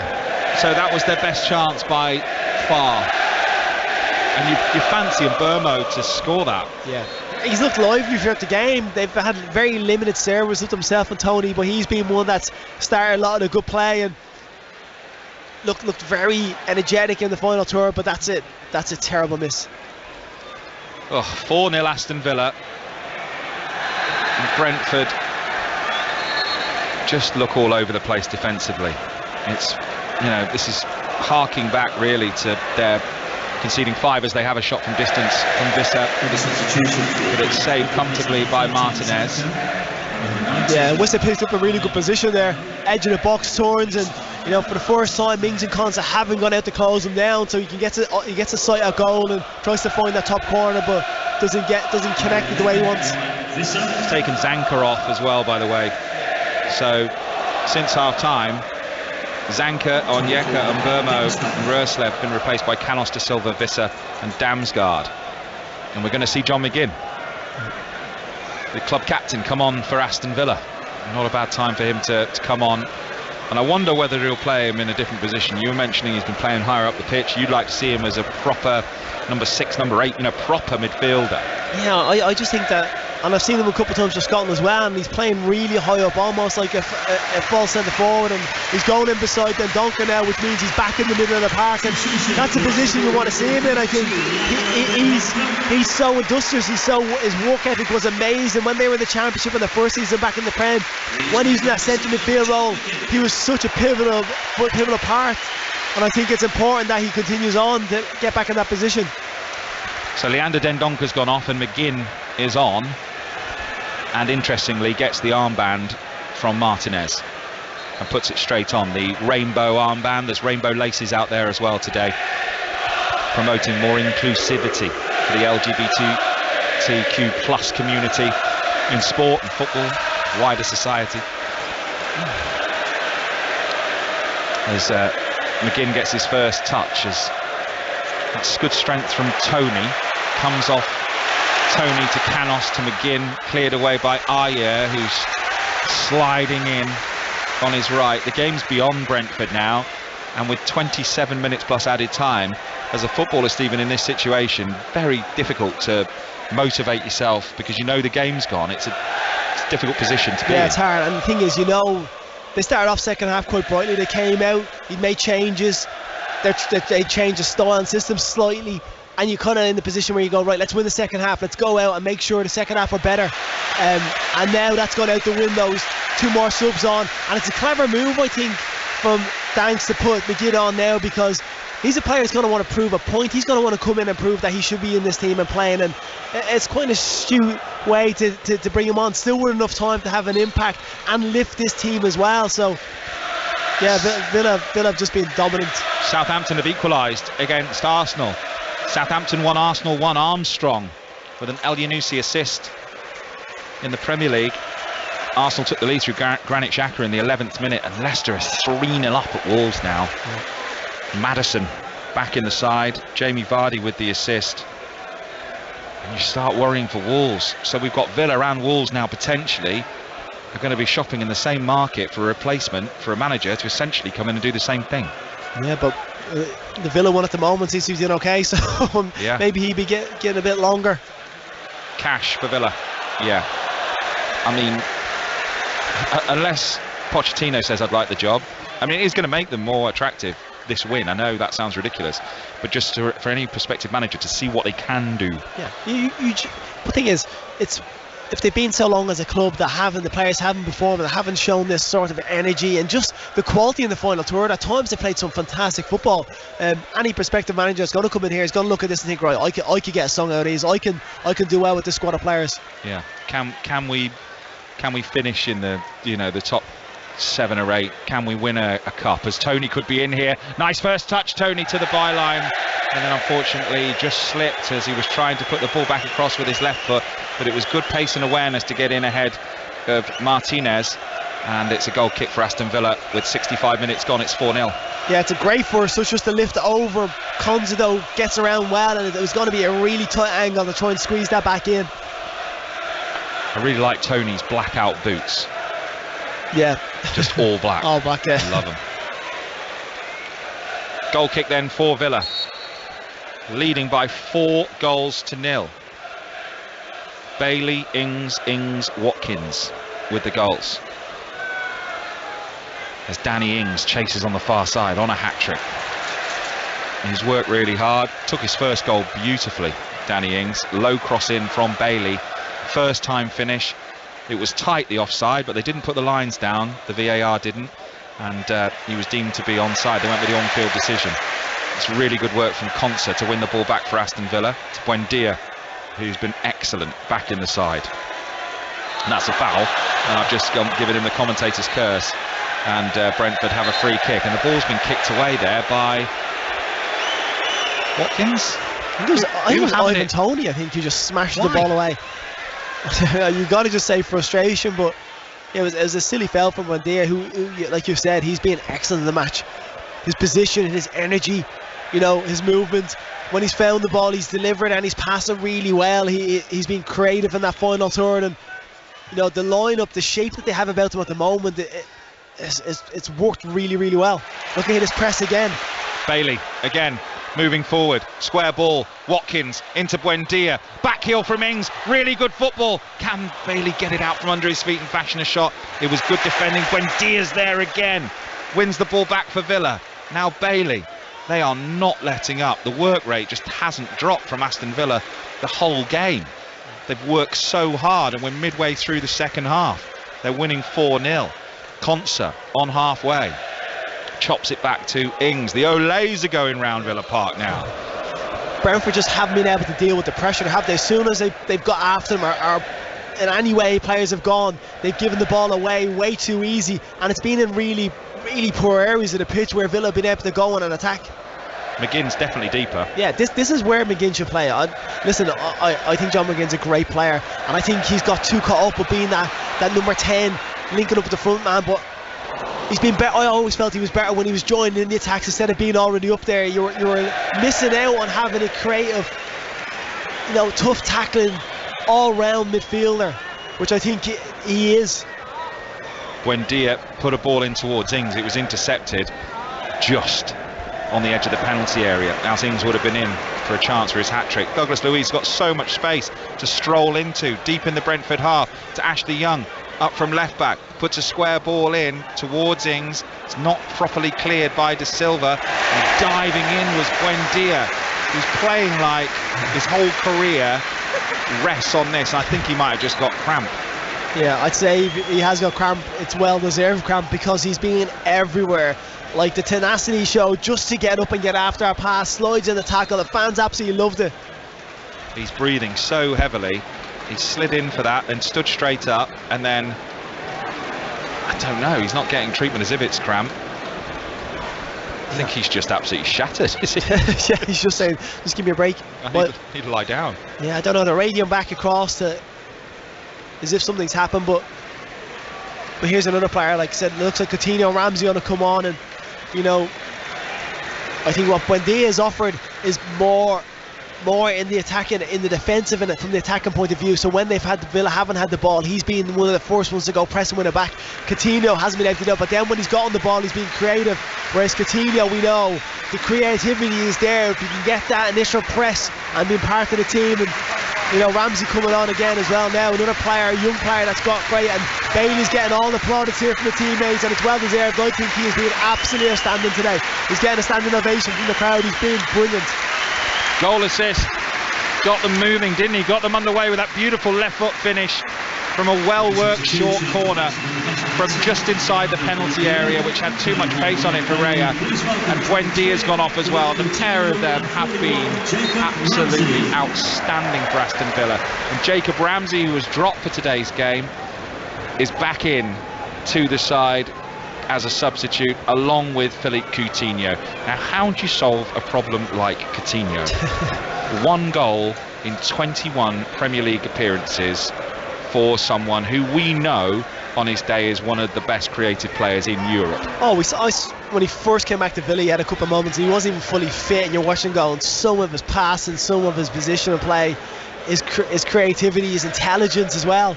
Like, he's a sensational footballer, but you know, you have to get that hunger back. It has to be that desire to want to do it week in, week out. And you know, maybe when the team are back playing well and everything's going right, that he's a player that might give him a bit of confidence. I thought that might be Gerrard. You know, they played together at Liverpool, that would do that, and I think everyone thought, here we go, he's going to play for Gerrard. You know, he's going to resurrect his career. I mean, I don't know exactly what's gone on in the meantime, but this is a lad from Brazil, from a shanty town. You know, who's had to fight and work and had a tough upbringing. Yeah. You know, there's got to be some fight and some desire left in there to bring him through a tough time in his career. Yeah, listen, South Americans are fiery characters, and I don't think he wouldn't have that desire. It's just something's gone awry. And like I said, when he came to Villa first, he showed those glimpses of him, a couple of great goals he scored and just moments of brilliance. And Gerrard was calling him the magician, and because he can be that player, but I suppose if the rest of the team around him is doing well, I think that will pick him up too. And he's the type of player that when he's in a good side, he can really be pivotal. Throw in for Brentford, 10 yards inside their own half on the right hand side. Aston Villa 4, Brentford 0, 18 minutes to go. 5 Sports Extra, BBC Online and the BBC Sounds app. If you haven't got that yet, download it for your smartphone or your tablet. You can listen to like the last month's worth of shows. There's literally thousands of podcasts, loads of brilliant free content, no adverts. BBC Sounds app for your smartphone or your tablet. Ayer with a throw on the halfway line for Brentford. Tony, nice first touch from Ivan Toney on halfway, running back towards his own goal, floats the ball out to the left to Rico Henry. Jensen fouled, free kick Brentford. Got Ivan Toney in my fantasy team, and I really thought today could be a good day for him. Yeah. It's been a good day for Aston Villa. And there aren't many people in fantasy football land with Villa players, understandably. Yeah, I would say there'd be very few have a Villa player in the side. I'll think about it after today, though, let me tell you. That one die-hard Villa fan, though, that has Danny Ings as captain is flying. Yeah, triple captain Ings. That's what I'll do. Free kick for Aston Villa on the lip of the centre circle, inside their own half. Aston Villa 4, Brentford 0. The other scorelines: Leeds 1, Fulham 2 now, and Harrison Reed with 2 in 2. Yeah. Oh, sorry, no, it's Bobby Reed, the other Reed. Decordova Reed. Decordova Reed. Fulham, Mitrovic, my old club. So good to see them in a position where they're winning games comfortably. Yeah, Pereira with 2 assists for Fulham, and Leeds in a bit of bother. Crossing from the left-hand side for Brentford, headed away only as far as Ivan Toney, 30 yards from goal. 3 runners in the box, puts in a low cross. Mings comes across and puts it out for a corner for Brentford. Yeah, Tony's body language, he just looks so dejected, and you can see he should be in the box for that cross initially that comes in from Rico Henry, but instead Xhaka, low cross comes into the box, runs between Jesus and Saka. Jesus is going to chase hard to keep it in. He will keep it in right under the nose of the assistant referee, teetering right on the edge of the line. Ball with Ødegaard, curling cross to the far post. Tierney tries to get the header down. He's gone down holding his head. Play continues. Tierney's down behind the goal line, and Theo Walcott at full tilt brings it up to the halfway line for Southampton on the right. Now Tierney's off the field here, but he's holding his face. He was challenging for a header at the far post. He's getting booed and jeered by the Southampton fans. Arsenal fans booing because they feel the game should have been stopped. Tierney's slowly getting to his feet. Mikel Arteta is absolutely losing his mind on the sidelines. Goal at Molineux, Lee Blakeman. A 4th for Leicester. Jamie Vardy with his first of the season as well. Castagna's ball in from the right. Vardy with a tap in inside the 6 yards area. It's all over now. Wolves 0, Leicester 4. So thumping wins for Villa and Leicester this afternoon, but Jesse Marsh's Leeds 2-1 down at home to Fulham. Referees coming over to the monitor. What, to have a look at the challenge on Tierney for a potential penalty, you think? I think so. Or he's coming over to talk to Mikel Arteta. Oh yeah, no, that's what it is. I think yellow card for a member of Mikel Arteta's coaching staff, nothing to do with the monitor. No. I think the incident with Kieran Tierney, I think it looked like it was a flaying arm, because they was both going for the ball at the far post, and I don't know who was at the fullback, whether it was Lienko or not, but there was just a flaying arm that maybe just brushed Kieran Tierney. Yeah, which is painful. If you get one in the eye, it is painful, which is why Tierney went down like he did. But that's also why no penalty has been given, and I think it was the kind of hysterical histrionics in the technical area that the referee took exception to. Of course, he would have been advised of that by the 4th official, Thomas Bramall. So still 1-1, 12 minutes to go. Game right in the balance. Come on, Arsenal, from the away end to our right. Saka has been the match winner in the Premier League in the last couple of games. He's played the ball back into the Arsenal half. Saliba gives it to Xhaka, who's come deep. Run on the left from Tierney, floated past to him, heads it beyond El Yunusi, chests it down, good run by Tierney, holds his ground, slides it back, Ødegaard, brilliant finish, goodness me, Kieran Tierney did so well, but it won't count because the assistant referee has decided that the ball crossed the goal line and it should be a goal kick. It will be checked. Tierney did wonderfully well. He may not quite have been able to keep that in. Ødegaard followed up, thumping finish. Sorry about that. It looks like I don't know what happened there, but we just went off air. Maybe someone tripped on a cable or something like that. But you've missed very little. Jensen's going to be replaced by Shandon Baptiste for Brentford. So they've used all 5. Unsurprisingly, Brentford 4-0 down. Aston Villa 4, Brentford 0. John Akers and Stephen Kelly. We've got 13 minutes left plus added time. Brentford have won a free kick 25 yards from goal to the right of the D, and Toney and De Silva are over it. Oh, actually, it's a drop ball, my mistake, as Toney chips it forward. Canos trying to get in behind.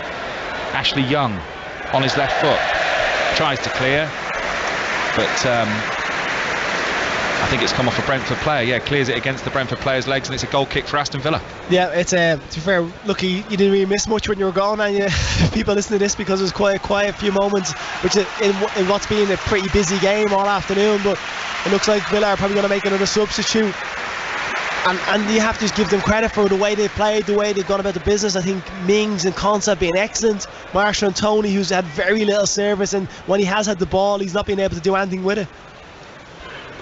Leicester are 4-0 up. Vardy with goal number 4 as Brentford are in possession in the centre circle. That's made Vardy now the only player to score 100 goals after turning 30. It's an unbelievable stat. Yeah, incredible, isn't it?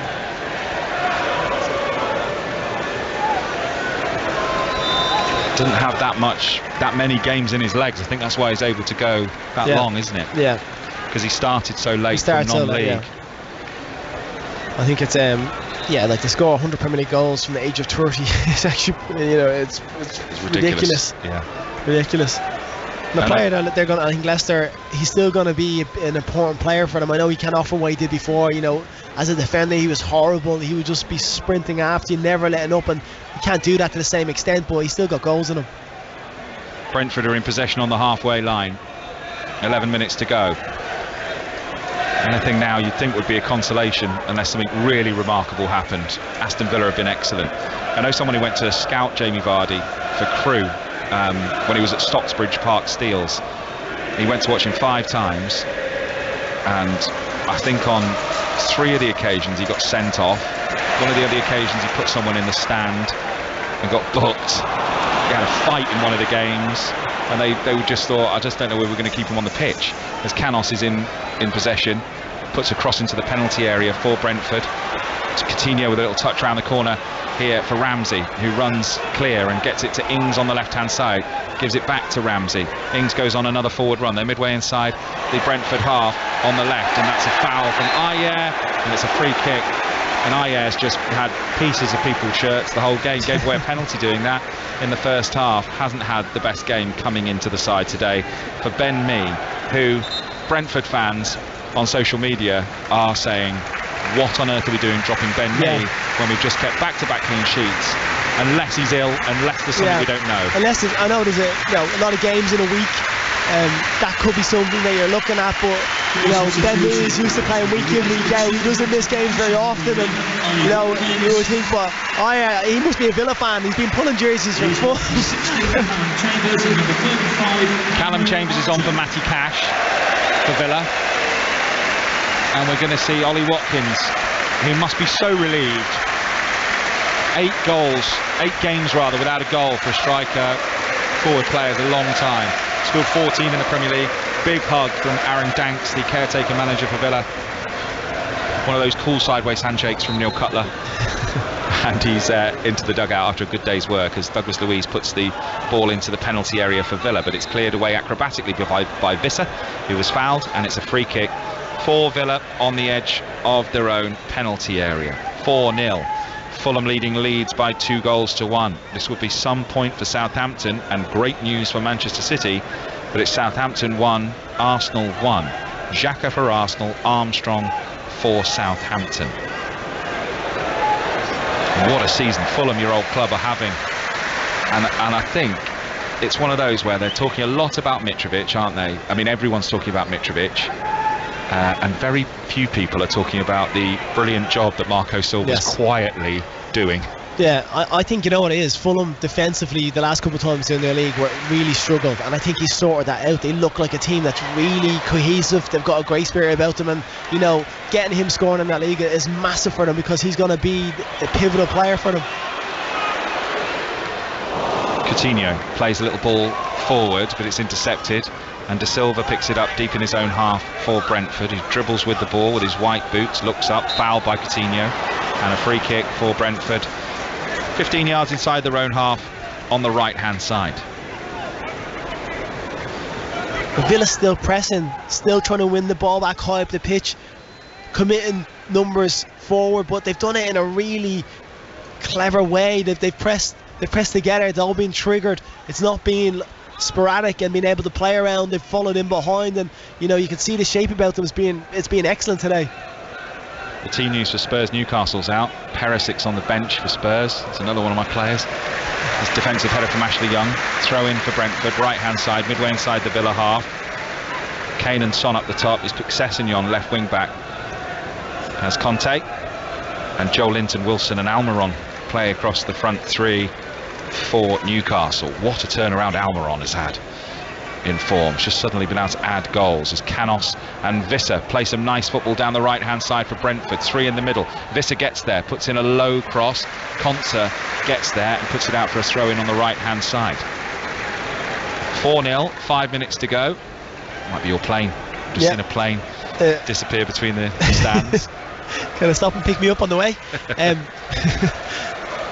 No, it's it was a good position for Conte again, and I do feel him and Mings has got a lot of criticism over the last few weeks of his performances, giving goals away, scoring on goals, but they've looked like a very solid partnership today. And you know, Brentford I don't think have offered much at all in the way of attack. I think they've really looked lacking ideas, and they've not kept the ball at all.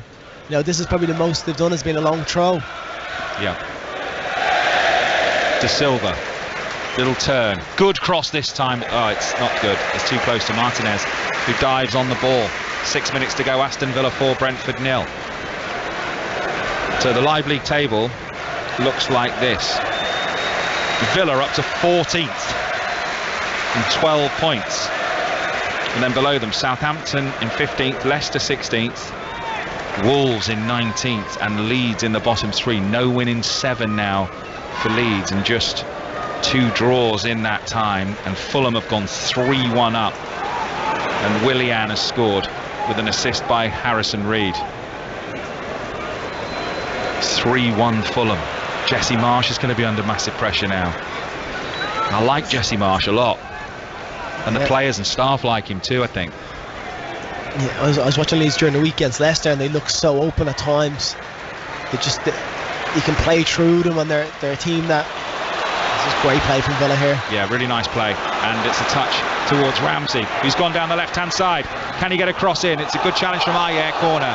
Shouts for handball, but he was sliding. It was really good defending, but Villa do have a corner on the left-hand side.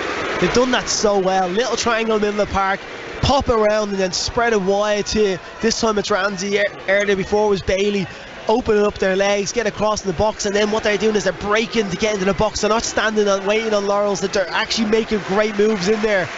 It's been really great to watch.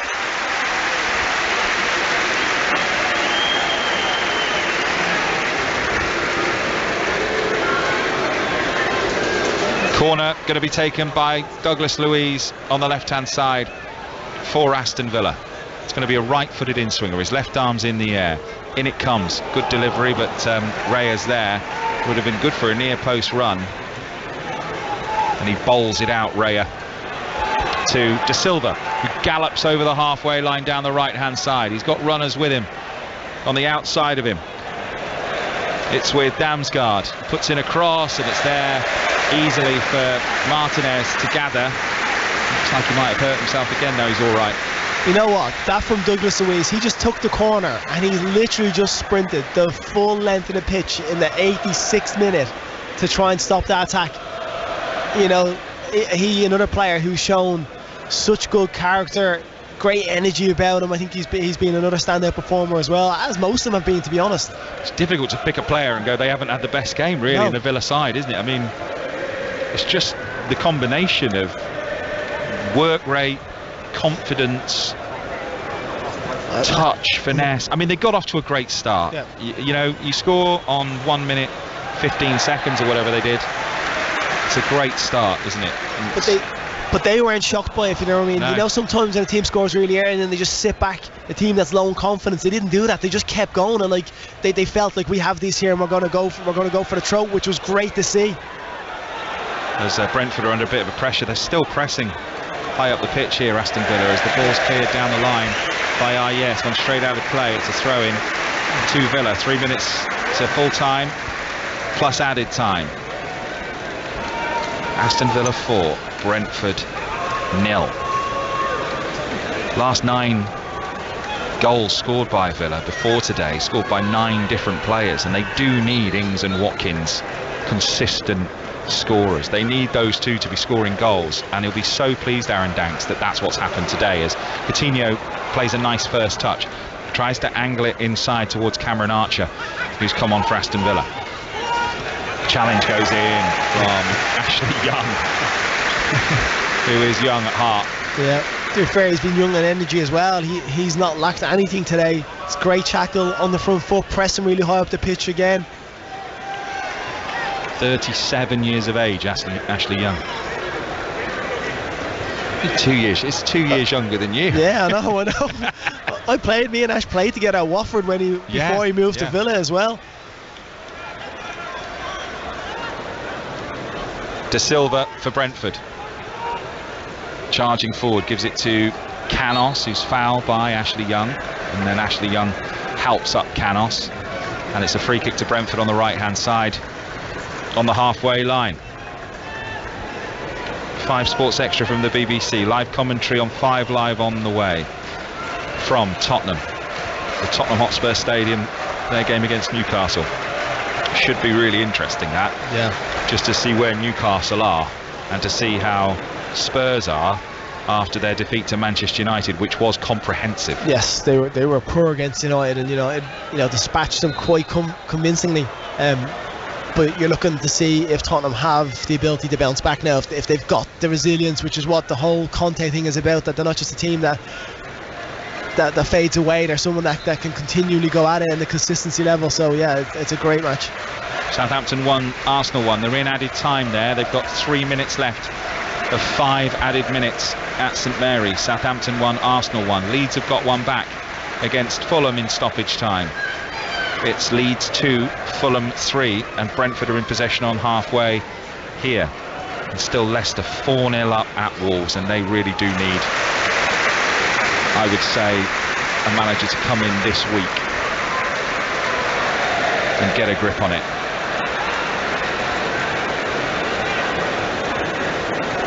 Konsa for Villa, 2 minutes of added time. I do think it's funny when a team are battering another team, how the added time usually, in my experience, is quite lower. Yeah.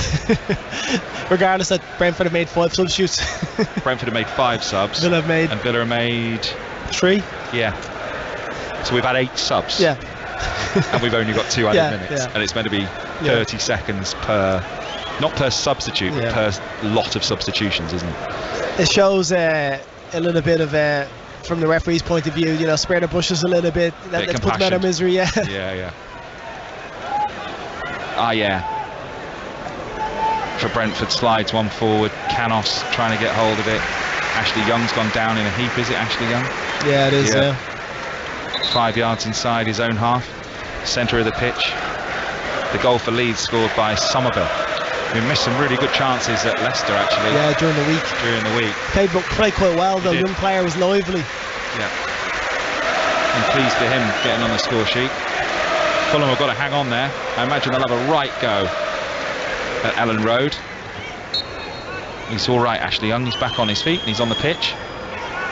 And Ayer will take this throw into added time. He's taking his time about it. He's just tossed it into the feet of Visser, and then it's out of play, and it's a Villa throw on the halfway line. If you had to name a man of the match, if you're on the big TV commentary, difficult today. Yeah, it's difficult. Ings has got 2 goals. Bailey goal assist. Buendia unbelievable.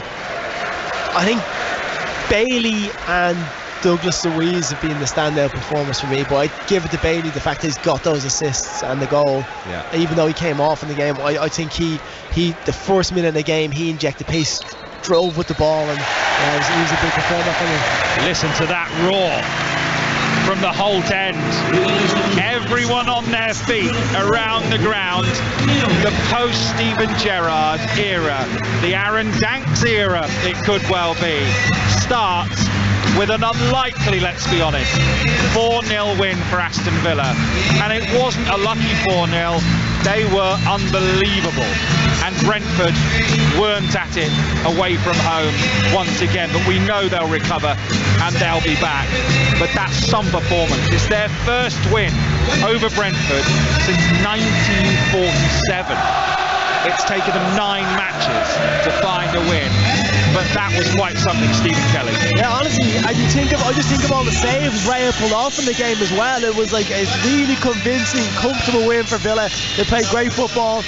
Energy didn't even wane in the last few moments. Brentford didn't know how to deal with them at all, and I just think all over the park. There wasn't a bad performance from Villa. And Dansk is walking off going, 1 game, 4-0 up. He's completed it, hasn't he? He's the Premier League as a manager. Yeah, might as well give up now. Yeah, that's it. 4-0 win. It's easy. What's everyone going on about? Yeah, what are these people on about? Why do they look so stressed? Well, whatever he did in the 2 days prep he had, it's worked. And the players have responded. And the young manager, 37 years of age, caretaker managers on the pitch, and he's congratulating his players. They were fantastic. Villa are away from the bottom of the table. They are up to 14th, while Brentford remain 10th.